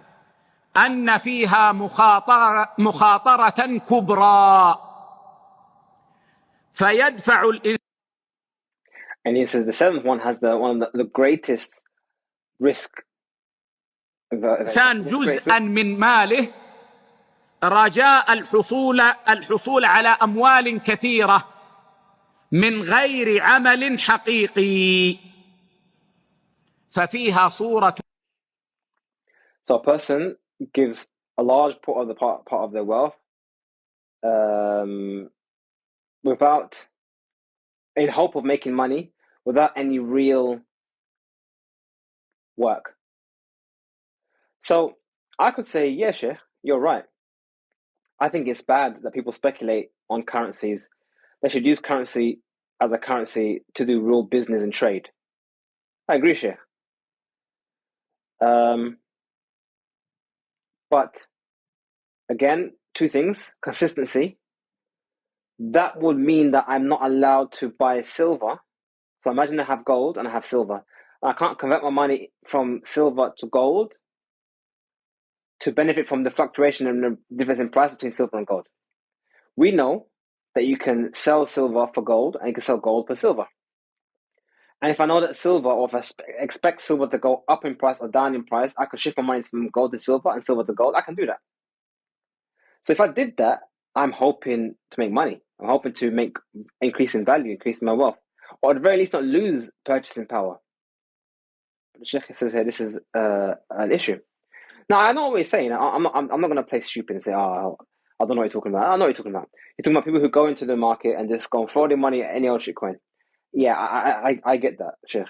100%, I get that.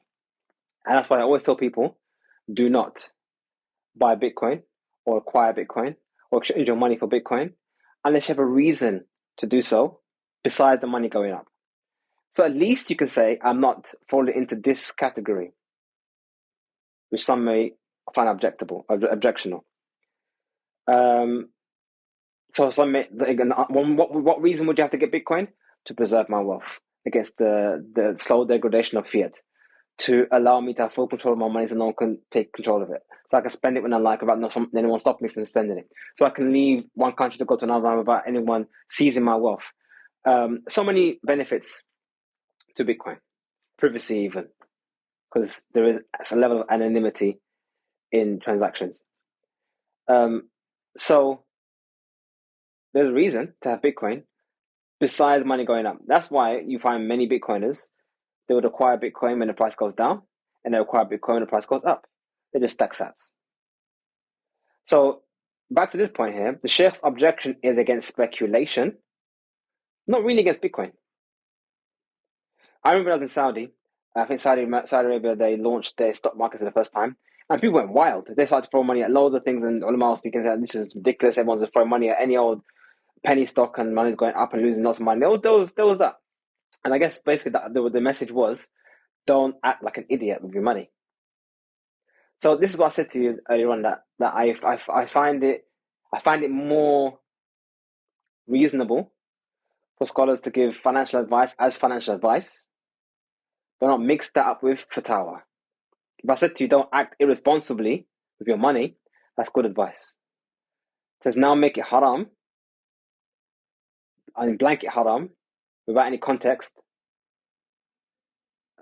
I don't necessarily agree with that, but if you agree, you can agree. I don't necessarily agree with that. So it looks like gambling. Exactly. So it looks like gambling, meaning a person is behaving like a gambler. It doesn't make it gambling. Listen carefully. People behave like a gambler. Doesn't make it gambling. So let's have an example of someone who behaves like a gambler. My friend says to me, "Bruv, I heard that there's a platinum mine in Kenya that's recently been uncovered, and this company is going to go in and start mining this platinum, but no one knows about it yet. So if you buy the stocks now, when the mine opens, it's going to go through the roof. Got a tip off. So therefore, I go to the stock market, I find that ticker, I find a company, and I buy the stocks, anticipating reward, without me doing any work, as the Sheikh described. I have no idea about the stock. I didn't do any research. I didn't look at their P&L. I didn't look at the balance sheet. Nothing. My mate gave me a tip off, and I threw money at this thing. Would you say that's irresponsible behavior? Exactly, 100%. Is it haram to buy that stock though? Not really. It's you're behaving like an idiot, but it's not haram. So likewise, I would say that if you was to acquire Bitcoin, find reasons besides the money go up. So at least you can say, I'm not acting like a gambler. And I agree that the Sheikh's objection here that people acting like gamblers. They're just going there, throwing money at this coin, that coin. I had someone call me up asking me, is it permissible to buy wife Doge? And I said to the brother, oh, you mean Dogecoin? Said, no. The coin's called wife Doge, i.e. the wife of Dogecoin. And there's a website. If you go to the website now, it exists, wifedoge.com or something. Just search it, wife Doge. And you see what you see. I couldn't believe the brother. I thought he was trolling me, but he was serious. He actually paid me money for consultation about wife Doge. So yeah, there are many people out there who just throw money at nonsense, which is what I say to people, just forget all of them, focus your attention on Bitcoin, find means to exit riba, and do functional business. You hear me all the time saying this on my videos. So this point is number 7, and he said this is the greatest risk. Yes, it's good advice to tell people don't act irresponsible with your money, but it has nothing to do with the Bitcoin itself. It's to do with the behavior of the individual. Much like a knife, you can't blame a knife for being used for murder. أنت عندما تشتري هذه العملات هي لا حقيقة لها فأنت تشتريها. So it's like, you go and buy this currency. بجزء من مالك ثم تقف تنتظر أن So you go and you spend ترتفع حتى يأتيك الربح لا تعمل شيئا. So you wait for it to go up until you get the profit. Yeah, the normal shitcoiner who just goes in the shitcoin forest and buys any odd nonsense for hoping to make money. Yeah, I agree with Sheikh. This is ولا حقيقة لها ففيها صورة. He doesn't do anything. And just to make it even worse, most of these shitcoins, they have promises. They have white paper, they have a website. They say, we're going to do this, we're going to build this network, it's going to do this, going to do that. It doesn't do anything at the moment, just a coin. But they say, we're going to build this platform, we're going to do this, So yeah, they're promising you stuff, they give you your coin, you pay money for it, and you're hoping that they do what they're going to do. I'm not objecting to that thing, because people invest in companies all the time that haven't actually done anything yet. We invest in people all the time that haven't done anything yet. But I'm just saying, yes, there are many out there who act irresponsible. القمار. والثامن أن فيها مخاطر عالية. Oh, there's 8. Wow, the Sheikh's going in. So there's an 8th reason why Bitcoin is haram. All cryptocurrency is haram. ولا ضمان لها.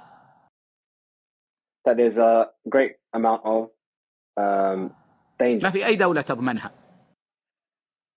And there's no guarantee in this currency. مع شدة مخاطرها. There's no country that backs it. I think it's a repeat of the previous one, to be honest. I don't think it's actually an 8th one. I think maybe the Sheikh forgot what the one was before.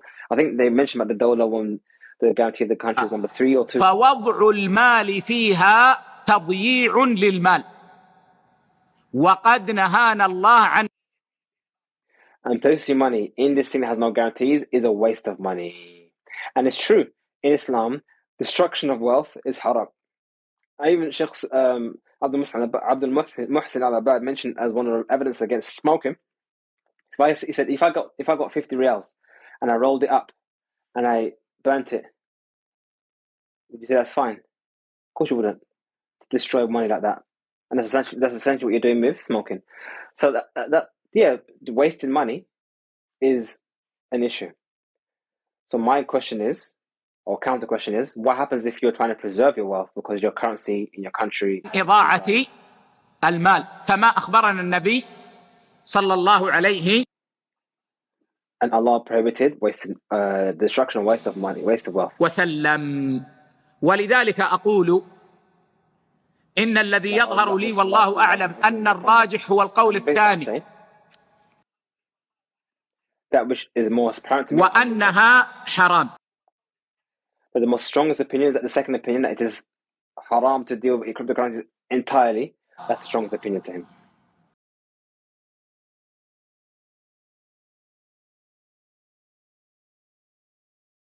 وأما ما ذكره المبيحون It's haram. You heard the words. من أن الأصل في المعاملات. Now he's going to do what a normal fiqh would do. Normal person of fiqh was that they would mention their evidence, why they hold something to be halal or haram, whatever. And then they will deal with the evidence of the contrary. So those who oppose them, they will deal with their evidence and give an answer to their evidence. Let's hear what they معاملات الحل فنقول نعم الأصل في. So the answer to the principle that the general rule of things that it is halal, the general rule of all daily activities that is halal. معاملات الحل. Then we say yes, we agree. وقد وسع الله على أمة محمد. Yes, the general rule of all daily activities is that it is صلى الله عليه وسلم في المعاملات ولم يضيق عليها. And Allah has made it wide and spacious. All types of activities, daily activities, is opened up, made it all halal. Other than made it mostly all. لكن يشترط في هذا أن لا يوجد ما يمنع منها شرعا. فإن وجد ما يمنع شرعا. However, you cannot find something in it that thing cannot have within it that which makes it haram, which is part of the principle that the general rule of all things is that it is halal unless there's evidence to say that it is haram. That's the principle. The default is that it is halal unless there's evidence to say it is haram. Yeah? So I don't need evidence to say it's halal. You need evidence to say it is haram. And it is these exceptions. We just had 7 objections from the Shaykh why he feels Bitcoin is haram, or cryptocurrency is more accurate, or he says crypto as a whole is halal, haram. But he also mentioned specifically Bitcoin. So, yeah. So then all I have to do, which is what I've been doing, is to highlight how these objections are either invalid, incorrect, or based on non-perception. So now the Shaykh will say, essentially, that those that say it's halal, they say it's halal based on this base principle, but he's given reasons. فإنها تصبح حراما. لو خرجنا من المسجد وأسأل الله. So if you find something that makes this thing that is normally halal by default haram, الله لا يكون ذلك أبدا. فوجدنا رجلا عند باب المسجد ومعه قوارير خمر بعشرة. So if we left the masjid and we found someone with alcohol, inshallah that won't happen, as Shaykh said.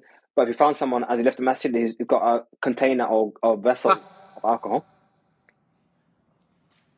قلنا and he's selling it, 10 riyals, can buy it as alcohol. ماذا تفعل؟ قال بيع. قلنا حرام.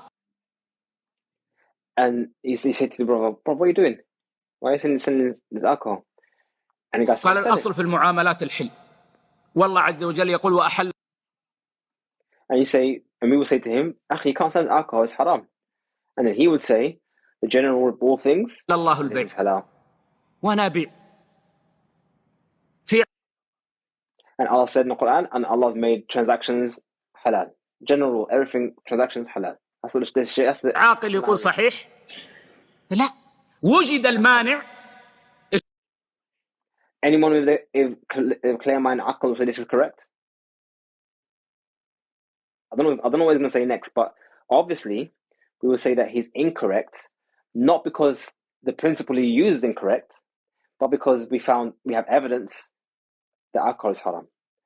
That was something that came after the fact. So alcohol initially was halal in the time of Messenger of Allah sallallahu alaihi wasallam, but later an ayah was revealed that made it haram. So it left from being the base rule of being halal to now being haram. So that applies with alcohol, fine. Yes, it is halal by default, but because of an ayah, now شرعي. Yeah. وقد بينا موانع شرعية من الغرر. So we found an Islamic reason to say that alcohol. والجهالة وإضاعة المال.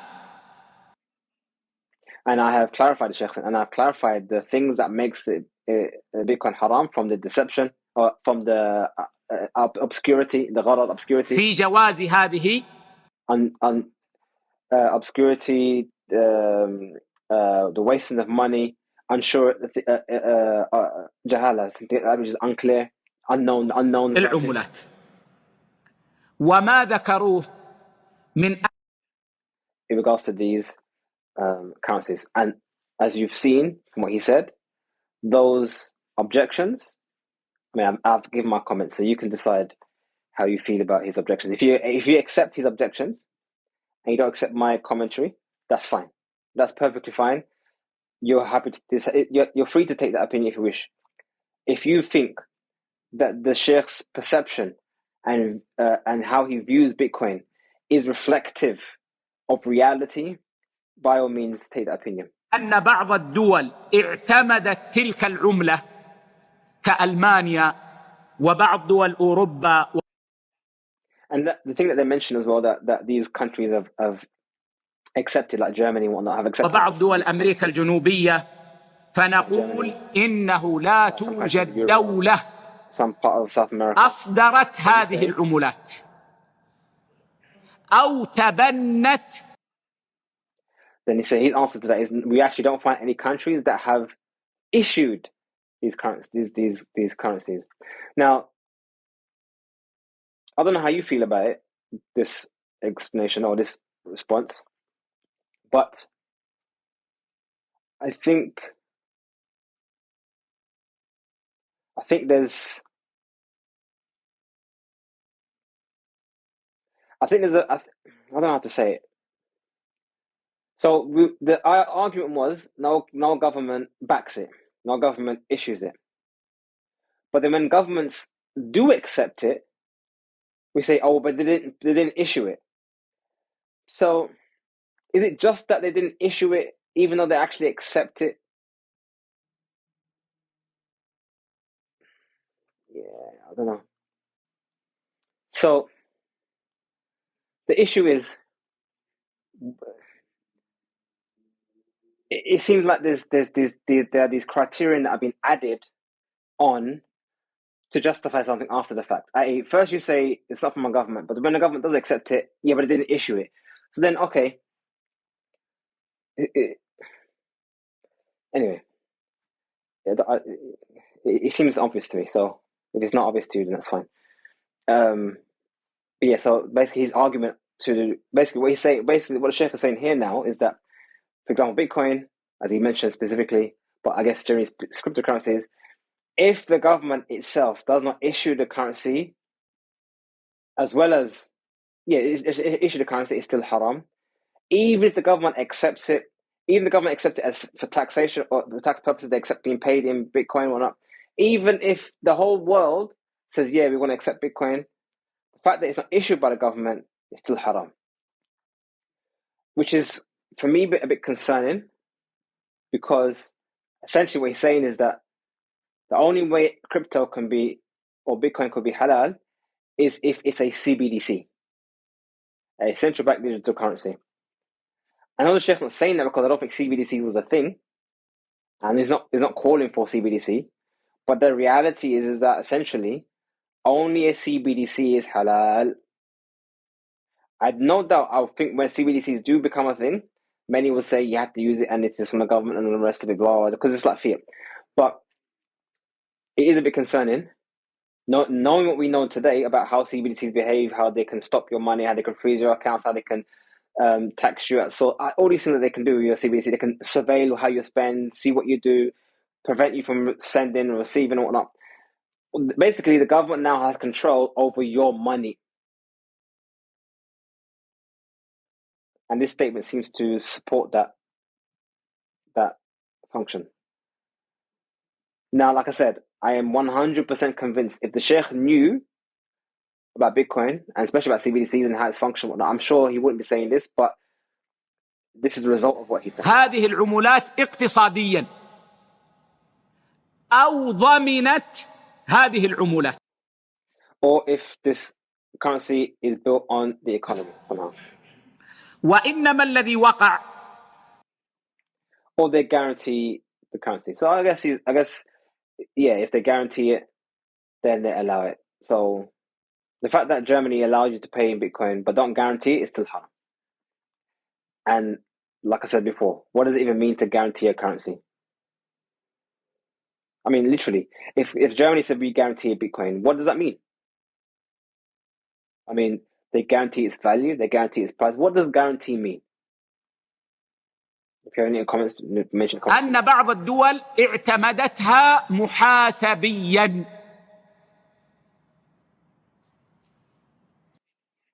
So what's really happening, Sheikh? So what's really happening is that they've essentially accepted crypto purely from the aspect of accounting and for taxation purposes. So they allow it for that purpose. من أجل ضمان حق الدولة في الضرائب.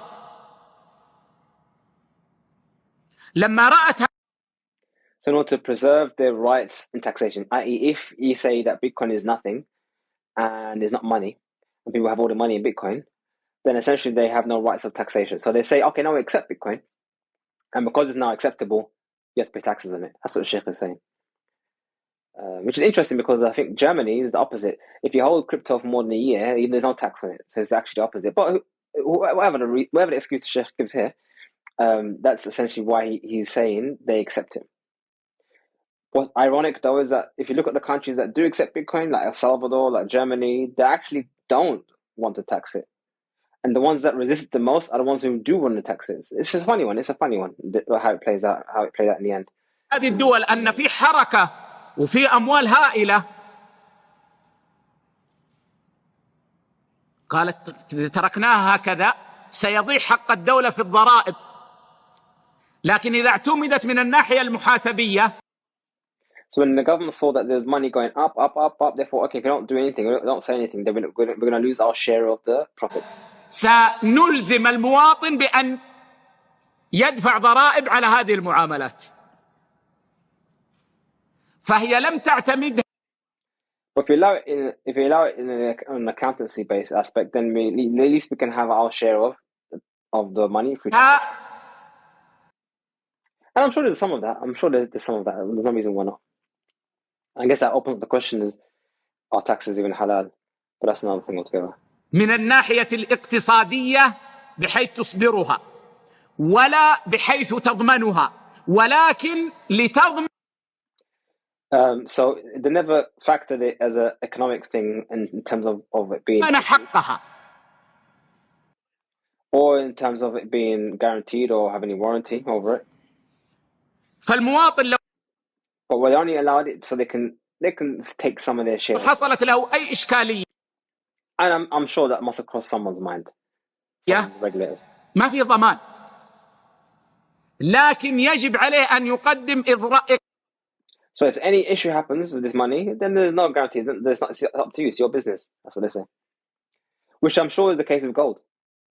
If you purchase gold and something went wrong, no one's going to say to you, yeah, we guarantee it. إقرار. This is what I'm saying.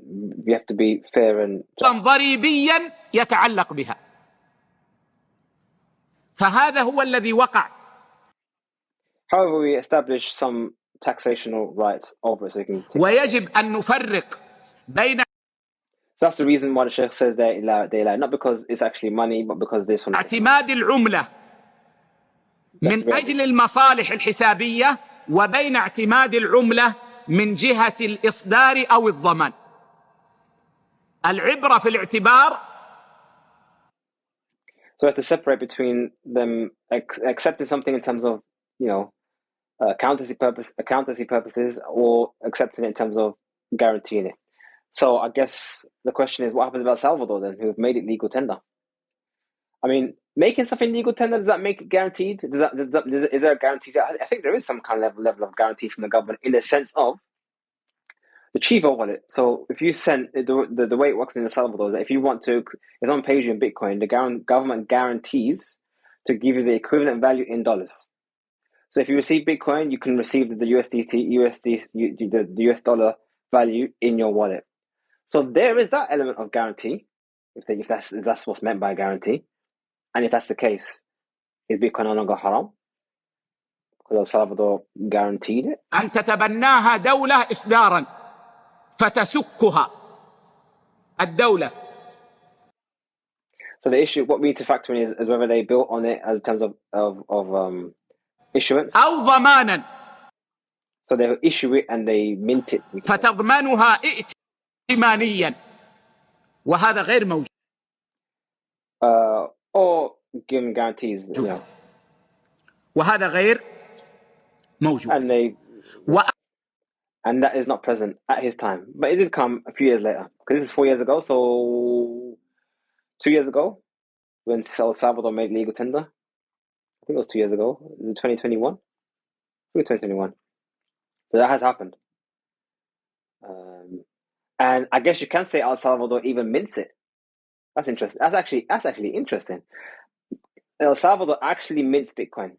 How? Because they build in a mining rig on a volcano. They want to make, they both said volcano Bitcoin. So the government's actually going to mine Bitcoin and mint Bitcoin. So does that mean that the El Salvadorian Bitcoin is haram, but Bitcoin from other miners is, halal, but other miners is haram? I don't know. But that's something for those who accept the Sheikh's opinion. That's for them to answer. I know the Sheikh, if he understood it properly, he would change his view. I know for a fact. But for those who blindly follow his opinion, whilst knowing that his views don't reflect reality, it's for them now to say, okay, well, I know the Sheikh's views are not really accurate in reality, but I still accept it. That's up to you to figure that one out. Because I'm telling you right now, El Salvador do guarantee, in the sense that if you want to accept dollars when you receive Bitcoin, they guarantee to give you the dollar value. And number two, they issue it as well, who they mine in. The government actually mines it. And there's actually another country, begins with B, Bhutan. Bhutan as a country is just below China, above Nepal. We just found out the other day that they've been mining Bitcoin since 2017. The country Bhutan has been mining Bitcoin since 2017. That means a country has been minting Bitcoin from before this fatwa. Actually, we didn't know about it, but it became exposed recently. أما قولهم I'm sure others are. إن الناس قد Even Iran, same thing. They sanction mining Bitcoin. So if you mine Bitcoin in Iran, you register and you can mine on behalf of the government Bitcoin. So it's happening. عارفوا على المقايضة بها وقد ذهب بعض العلماء إلى أن ما تعارف But the people have come to agree on the exchange, buying, selling. الناس على المقايضة به يصبح نقدا. قلنا إن هذا الإلحاق لا يصح. لماذا؟ لأنك لا.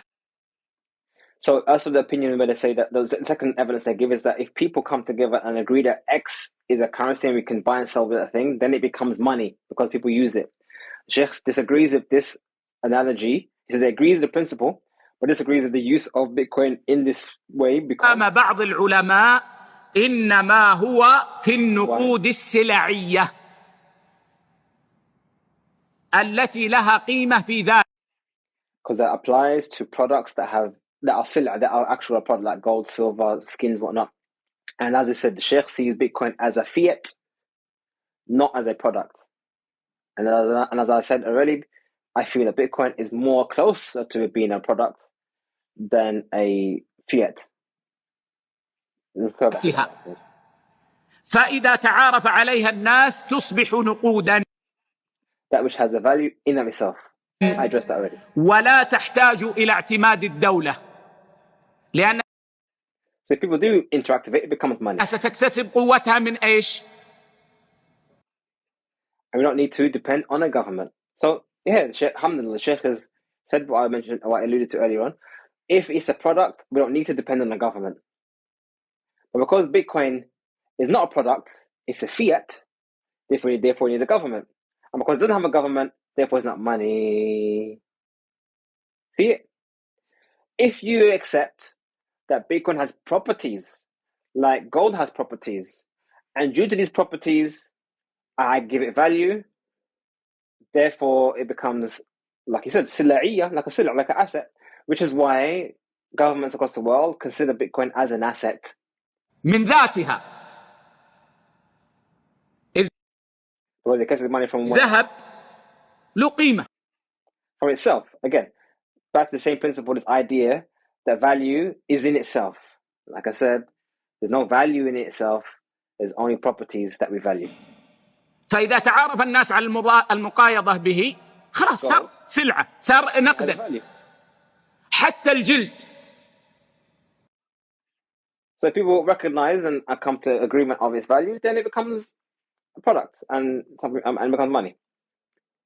Again, if you replace the word gold and say Bitcoin has a value, and people come to agree on value, then it becomes money. So the Sheikh agrees. Point is, look carefully. Look beyond his misunderstanding of Bitcoin and look at what he's saying. He agrees that Bitcoin is money. He just doesn't know that Bitcoin is money. That's a funny thing to say. As in, if he saw Bitcoin as we see Bitcoin, he would agree that it's like gold. But because he sees Bitcoin like fiat, there you go. لو تعارفوا على المقايضة به فله قيمة في ذاتها، لكن يا أخوة بالعقل هل If he will come to know and exchange it, then it has a value. يوجد إنسان مثلا يشتري So, you know, if you 100 جرام ذهب بقطعة جلد ما يمكن بالعقل. Have you now? This one is a funny one, but Sheikh says if you ever come across someone who spends 100 grams of gold for a piece of skin, so now he's saying basically the skin is not worth a piece of gold. الشيء يقدر بقيمته. Not possible. The thing is, it's not possible right now due to the price of skin. However, imagine that skin, it will discover that it has properties to do with healing of cancer, and that skin becomes very rare. It's very possible that it can become 100 grams of gold. There is no real price of anything. It's to do with our perception of its properties. فالجلد نشوف كم قيمته فلس. Something you quantify things by its value. خلاص يساوي فلس. فيشترى به ما How much is the يساوي price of skin? فلس. Is it fils? If it's a fils, it's a small currency, then it's a fils. فهذه أعني Then you buy with it that which is equivalent to fils. So you're saying that skins, the equivalent value of skin is about a fils. Therefore, with this skin, I can buy things that are the value of a fils. Yeah. How do you know that? Because of the collective understanding of its value. It has properties, and it has a scarcity, which is part of its properties, and we give it its value. Likewise. كلام العلماء في النقود السلعية، وهذه ليست من النقود السلعية بل لا قيمة. So that's the statement of the scholars is relevant to money that is a product or commodity-based money. It's because the Sheikh doesn't believe Bitcoin is that. And I'm repeating myself, I'll repeat that. قيمة لها في ذاتها فلا يصح هذا الإلحاق. وفي الختام and because Bitcoin or crypto is not a product, therefore it has no value in of itself, therefore it's not part of this. So back to the point, based on the perception of value, where value comes from, which is not a fiqh discussion is something separate. Because of his ideology or information, he has his understanding. If that changes, I'm sure it will at one point, then his fatwa will change. عند كلامي عن هذه العملة أذكر كل مؤمن In conclusion, يتردد في التعامل به. I remind, in conclusion of this conversation, I remind نحن بينا ونحن لا نملك إلا البيان وبينا. So who hesitates in interacting with Bitcoin or crypto? من قال بالجواز ووجه قوله. Then we made it clear, and we have nothing to do other than make it clear to the people. And likewise, I say, with Sheikh's clarification, I've also hopefully made it clear that his clarification isn't as clear as he perceives it to be. Nothing to do with his fiqh, nothing to do with his understanding of the deen, nothing to do with his knowledge of the deen, nothing to do with his knowledge in experience, nothing to do with that. Nothing. It's purely because Bitcoin is so new and so unique in its knowledge that it's going to take a while for people to actually get it and understand it properly. And unless the Shaykh is motivated to do so, which I'm sure that the Shaykh is not really interested to go and start studying Bitcoin and reading the Bitcoin Standard by Shaykh Uddin and the rest of it. He's not going to spend his time that much. He's going to do surface knowledge, surface research, or even deep research. But it could be deep research taking reference point from economists like Rubini or from Peter Schiff. If those are his sources of knowledge, conventional economists, then there's no reason, no doubt why he will have certain. والجواب عن قوله ومن قال بالتحريم. We clarified those who say it's halal and the angle. وأوجه التحريم. And we've answered the evidences. وفق قواعد الشريعة. And we mentioned that the opinion of those who say. وأنا مطمئن القلب. And there are many angles of prohibition. In agreement with the principle of the Sharia, and he is 100% correct. Listen carefully, everyone. This is the whole point of this video. The Shaykh said right here is correct. He literally took the two opinions and applied the rules of the Sharia and found that the second opinion is the strongest opinion. And he is correct. If his perception of the Bitcoin was correct. أن قواعد الشريعة تأبى التعامل بهذه العملات. Confident. ومع ذلك فإني أقول للمؤمن that the principle of the Sharia refuse interacting with these currencies. If the currencies actually exist, how he يتردد في هذا تذكر قول النبي صلى الله عليه وسلم دع ما يريبك إلى ما لا يريبك. A reminder in the statement message of Allah. دع ما يريبك إلى ما لا. Leave what is doubtful for that which is not doubtful. Yep, I agree. If you have no idea what Bitcoin is, leave it, stick to fiat. If you don't know, stick to fiat. But if you do know what Bitcoin is, and you know exactly what fiat is, and the riba that is in fiat, then يريبك. وقول النبي صلى الله عليه وسلم الحلال بين. So that advice is sound. والحرام بين. وبينهما. And the statement of Messenger of Allah sallallahu alaihi wasallam says the halal مشبهات لا يعلمها كثير من الناس فمن اتقى الشبهات فقد استبرأ لدينه. And between the halal that is clear and the haram that is clear, there are things that are unclear that most people don't know about it. Now this is important to understand. When you say halal is clear and the haram is clear to who? Now there are many people out there who Bitcoin is unclear to them. So this hadith will apply. No doubt. But there are many out there who Bitcoin is very clear to them. So we can't use this hadith for those who Bitcoin is clear to them. It only applies to those who are unsure. And that's that is, if you watch my videos, I always say to people, if you don't know anything about Bitcoin, the first thing you must do is educate until you know. Don't just dive into something because you don't know what it is. Educate, because I don't want people to do something because I said so. I haven't given you a special tip.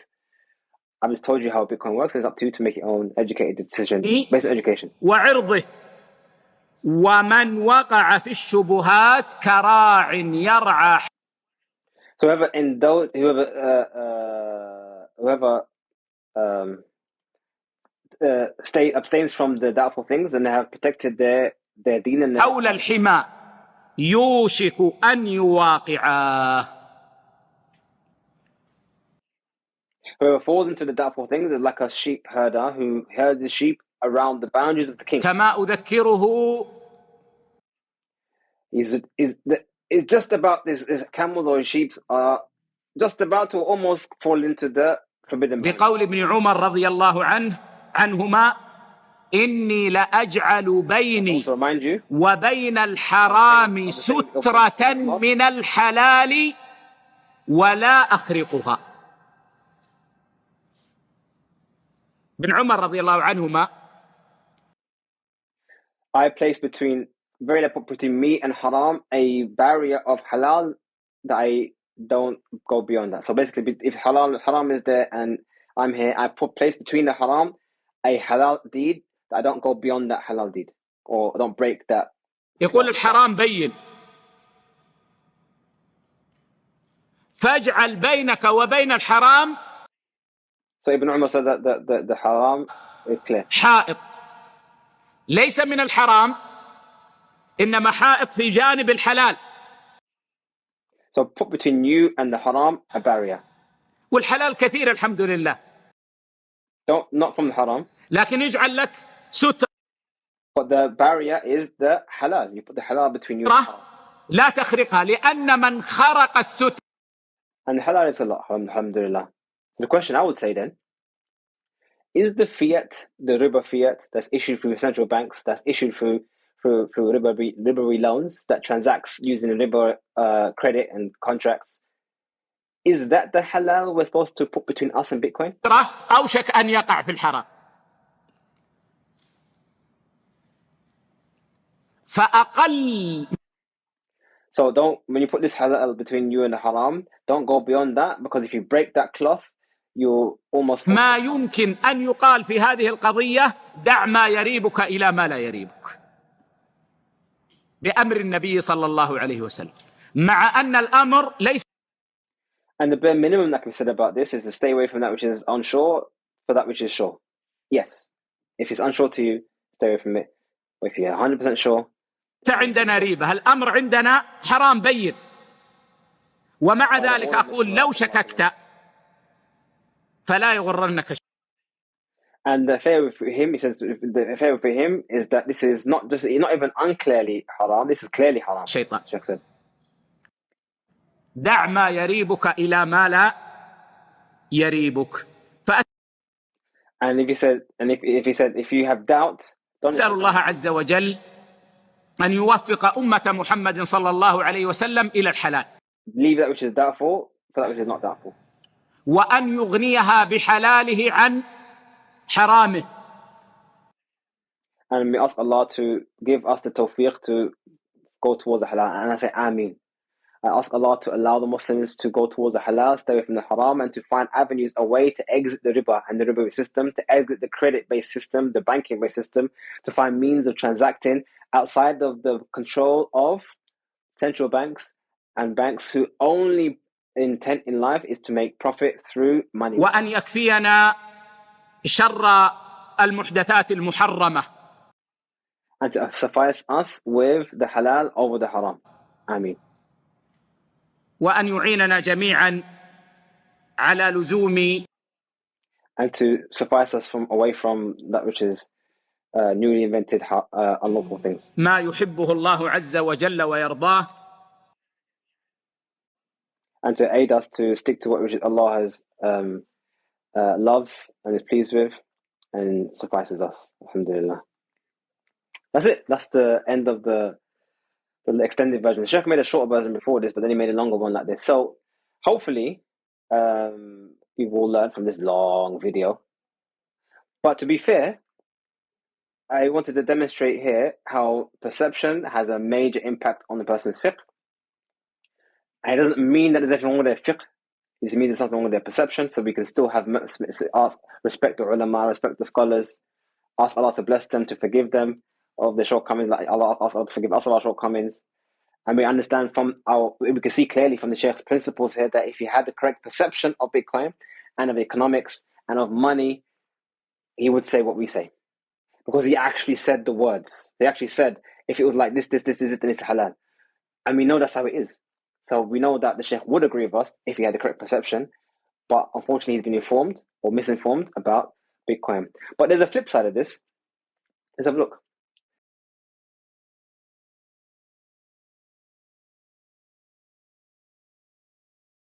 And the flip side is Shaykh Abdul Rahman ibn Nasir al-Barrak, he issued a fatwa saying Bitcoin is halal. He issued a fatwa saying Bitcoin is halal. And I want to read this fatwa. So this technically would be supporting me. And yay, you got fatwa supporting me. But I want to actually translate this fatwa again to highlight some important things. Anyway, Alhamdulillah wa sallallahu wa sallam ala nabiyyina Muhammadin amma ba'd. So, all praise to Allah and may peace and blessings be upon Muhammad. We continue. قد عرض على هذا السؤال من قبل. I've been exposed to this question before, and the question is, sorry, the question at the bottom says ما قول فضيلتكم في التعامل بما يعرف بالعملة الرقمية بالبيتكوين. So this question, this number one thing I like about this question, this fatwa, is that it's asking about Bitcoin, not cryptocurrencies, but Bitcoin specifically. So it's asked, what's your view about interacting with Bitcoin? Cryptocurrency called Bitcoin. هل هي جائزة وهل يجب فيها الزكاة? So is it permissible and do you pay zakah? So Shaykh said, I've been asked this question before. وكنت توقفت في حكم التعامل بالعملة الرقمية. And I abstained initially from giving a view about interacting with cryptocurrencies. لما يذكر من مفاسد التعامل بهذه العملة, based on what was من الغرر, based on what was mentioned about the many harms in interacting with these kind of cryptocurrencies, from the issue of obscurity and obscurity in the transaction and whatnot, والجهالة and unsurety. ولكني, but I, الآن, right now, أقول بالجواز, I say it's permissible. So the Shaykh said he abstained because of what he heard about it being having gharar, obscurity and whatnot, but now he says it is permissible. Okay, why? فإن هذه المفاسد ليست من لوازم التعامل بهذه العملة, because these harms I mentioned are not necessarily a necessary part of the currency. The unsurety and the jahal, these things are not necessarily a part of the currency, the Shaykh saying. بمعنى, meaning أن هذه المفاسد موجودة في جميع صور المعاملات بهذه العملة. As in, i.e. to say that, as in basically what he's saying is that it was presented to him that, or was said to him before that, these harms and these evils are present in all forms of transaction or interacting with this currency. وليس الأمر كذلك, but it's not that, that's not the case.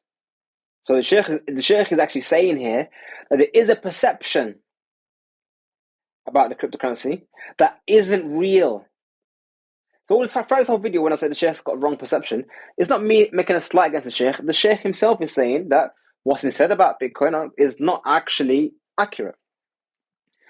وحينئذ, and based on that, فالحكم يدور مع علته. The rule hangs on the circumstance or the reason behind it, or the علة behind it. فما كان من صور المعاملات مشتملة على المفاسد الشرعية فلا يخفى حكمه. So any interaction with Bitcoin that actually contains haram activity, then obviously it's not obscure the hukum. If you're using Bitcoin to pay a prostitute, no doubt it is haram. There's no need for fatwa, it's clear.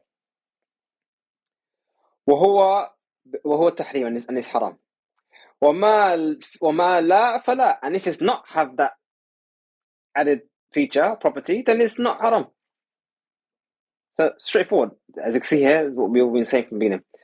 كما هو الشأن في التعامل بسائر العملات, just like it's the same thing with all other currencies. And again, we had the same thing before when those who say it's halal. Let's say, look, the objections made about Bitcoin, we find those same things present in other things that are halal. ومما يرجح القول بالجواز, it's Shaykh said that it's present nothing. Anyway, so from that which makes him favor the opinion that it is permissible, is permissible. عندي, with me, أن هذه العملة ما دام لها غطاء عند من أصدرها فهو مقبولة. As long as it is backed by those who issue it, it is acceptable. Listen carefully. This is a fatwa for me, saying it's halal.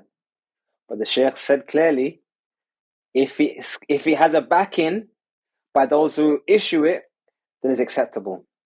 What do you mean by backing, Shaykh? Again, we see this issue of perception. Again, Bitcoin here is still, even though he says it's halal, he still perceives it as a fiat, where you issue it and you have to trust the issuer. And as I said before, Bitcoin is a trustless system that doesn't require trust in someone. Anyway, لأنها حينئذ تشبه الشيكات المصدرة بمبالغ مجزأة على رصيد في حساب معروف يستحق ما في الشيك كل ما يحمله. So he said, now look at how he's visioning it. He says like a check. It's like a check. that has a certain value attached to it that returns back to something that is in a particular account that the person is deserving. So if I give this check to you, you can take this check to this person and you can receive what he deserves ما يستحقها from that check. So the check has a value, it carries a value that points to something is backing it. So again, it's seeing it as fiat, not seeing it as a product. Although I agree with the result that it's halal, we can still see here that the perception of Bitcoin is not accurate. فهذه الشيكات حينئذ تشبه العملة المعتمدة. So this check resembles all the normal currency we have today. لكن الشيكات لا خطر من ضياعها. But this check has no danger of it being wasted or lost. لأنها لا تصرف إلا لمن جعل له الأمر بطلبها. It's not, you only give this check to the person who's going to actually spend it or use it. So there's no issue of wasting of wealth. طلب لمن جعل له الأمر بطلب ما فيها. Okay. فالعملة الرقمية تشبه الشيكات من وجه. So it resembles a check from an angle. وتشبه النقد. It resembles money that we have today in another angle. So I object with the tasawwur, with the perception of it, but I obviously agree with the result, because I do think that Bitcoin has properties like gold has properties, and those properties that we have value. كما ذكر الخبراء, just like those experienced individuals, I guess financial experienced individuals, who say أن هذه العملة الرقمية إذا حصل التوسع في إصدارها فلا بد أن تضطر الدولة إلى اعتبارها. So if this currency becomes acceptable, widely acceptable, then no doubt a government must accept it. And maybe this is what Shaykh Sulaiman is referring to when he said that they give a hukum on the future of the currency, not on its current. So he's saying here that if Bitcoin becomes more popular and governments eventually accept it, therefore it's acceptable. So based on its future anticipated acceptance, we accept it today. But like I said before, I object that it needs to be accepted by the government for it to be money, is Islamically speaking. ولست أدري, and I don't know, هل كل من أصدر شيئا من هذه النوع يكون اسمه على وحدات ما أصدرها. And I don't know, Shaykh saying I don't know, if everyone who issues these cryptocurrencies like Bitcoin put their name on it. So you see, the Shaykh still sees the Bitcoin like fiat. What do you do with fiat? You issue it and you put the face of the king, on the face of the president, on the face of the leader on the money. So he still sees it as a fiat. وبديهي أنه لا بد أن يكون المصدر معروفا. No doubt the issuer must be known. So we see here, although the Shaykh has a different conclusion, Shaykh Sulaiman Ruhaili, it seems that from the back end, they still have the same perception of what Bitcoin is, as in like a fiat, whereby it's a trusted system, whereby you need to trust issuers. لأن الثقة بها يحمل ثقة بمصدرها, because the trust in this comes from the trust attached to the issuer. Listen carefully, everyone. The Sheikh said, because the trust in this cryptocurrency comes to the trust of the issuer. Where you trust Vitalik Buterin to not mess up Ethereum. You trust Charles Hoskinson to not mess up Cardano, because they are fiat. They are issued by them. If Ripple issued Ripple coins, XRP, and you trust that they're not going to mess it up. Bitcoin is a trustless system. We don't trust anyone. As the saying goes, don't trust, verify. كما هو الشأن من سائر العملات, just like is the case with all other currencies. He even said the words himself. He says it's just like all other fiat currencies. So he sees it as just like fiat. وعليه فتجري فيها الأحكام التي تجري في العملات الجائرة أو جارية كالنقود الورقية. So he says the rules that apply to fiat currency applies to Bitcoin. It's the same thing. So he actually says it's halal because it's just like fiat.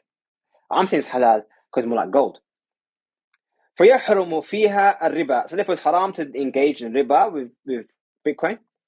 وتقطع بها يد السارق, and you cut the hand off the thief if they steal over the amount of is required to cut the hand off. ويصير فيها مالكها عن غني, and a person can become rich by having a large amount of, or the amount a large amount of money in cryptocurrency. So you can become rich just by having Bitcoin. Because obviously, for those who reject Bitcoin, you can never become a rich person even if you have 1 million Bitcoin, because it has no value to them. The Shaykh saying here, it has value and you can become a rich person. وتورث عنها, and when you die, your inheritors will get access to it. وتجب فيها الزكاة, and you pay zakah on it as well.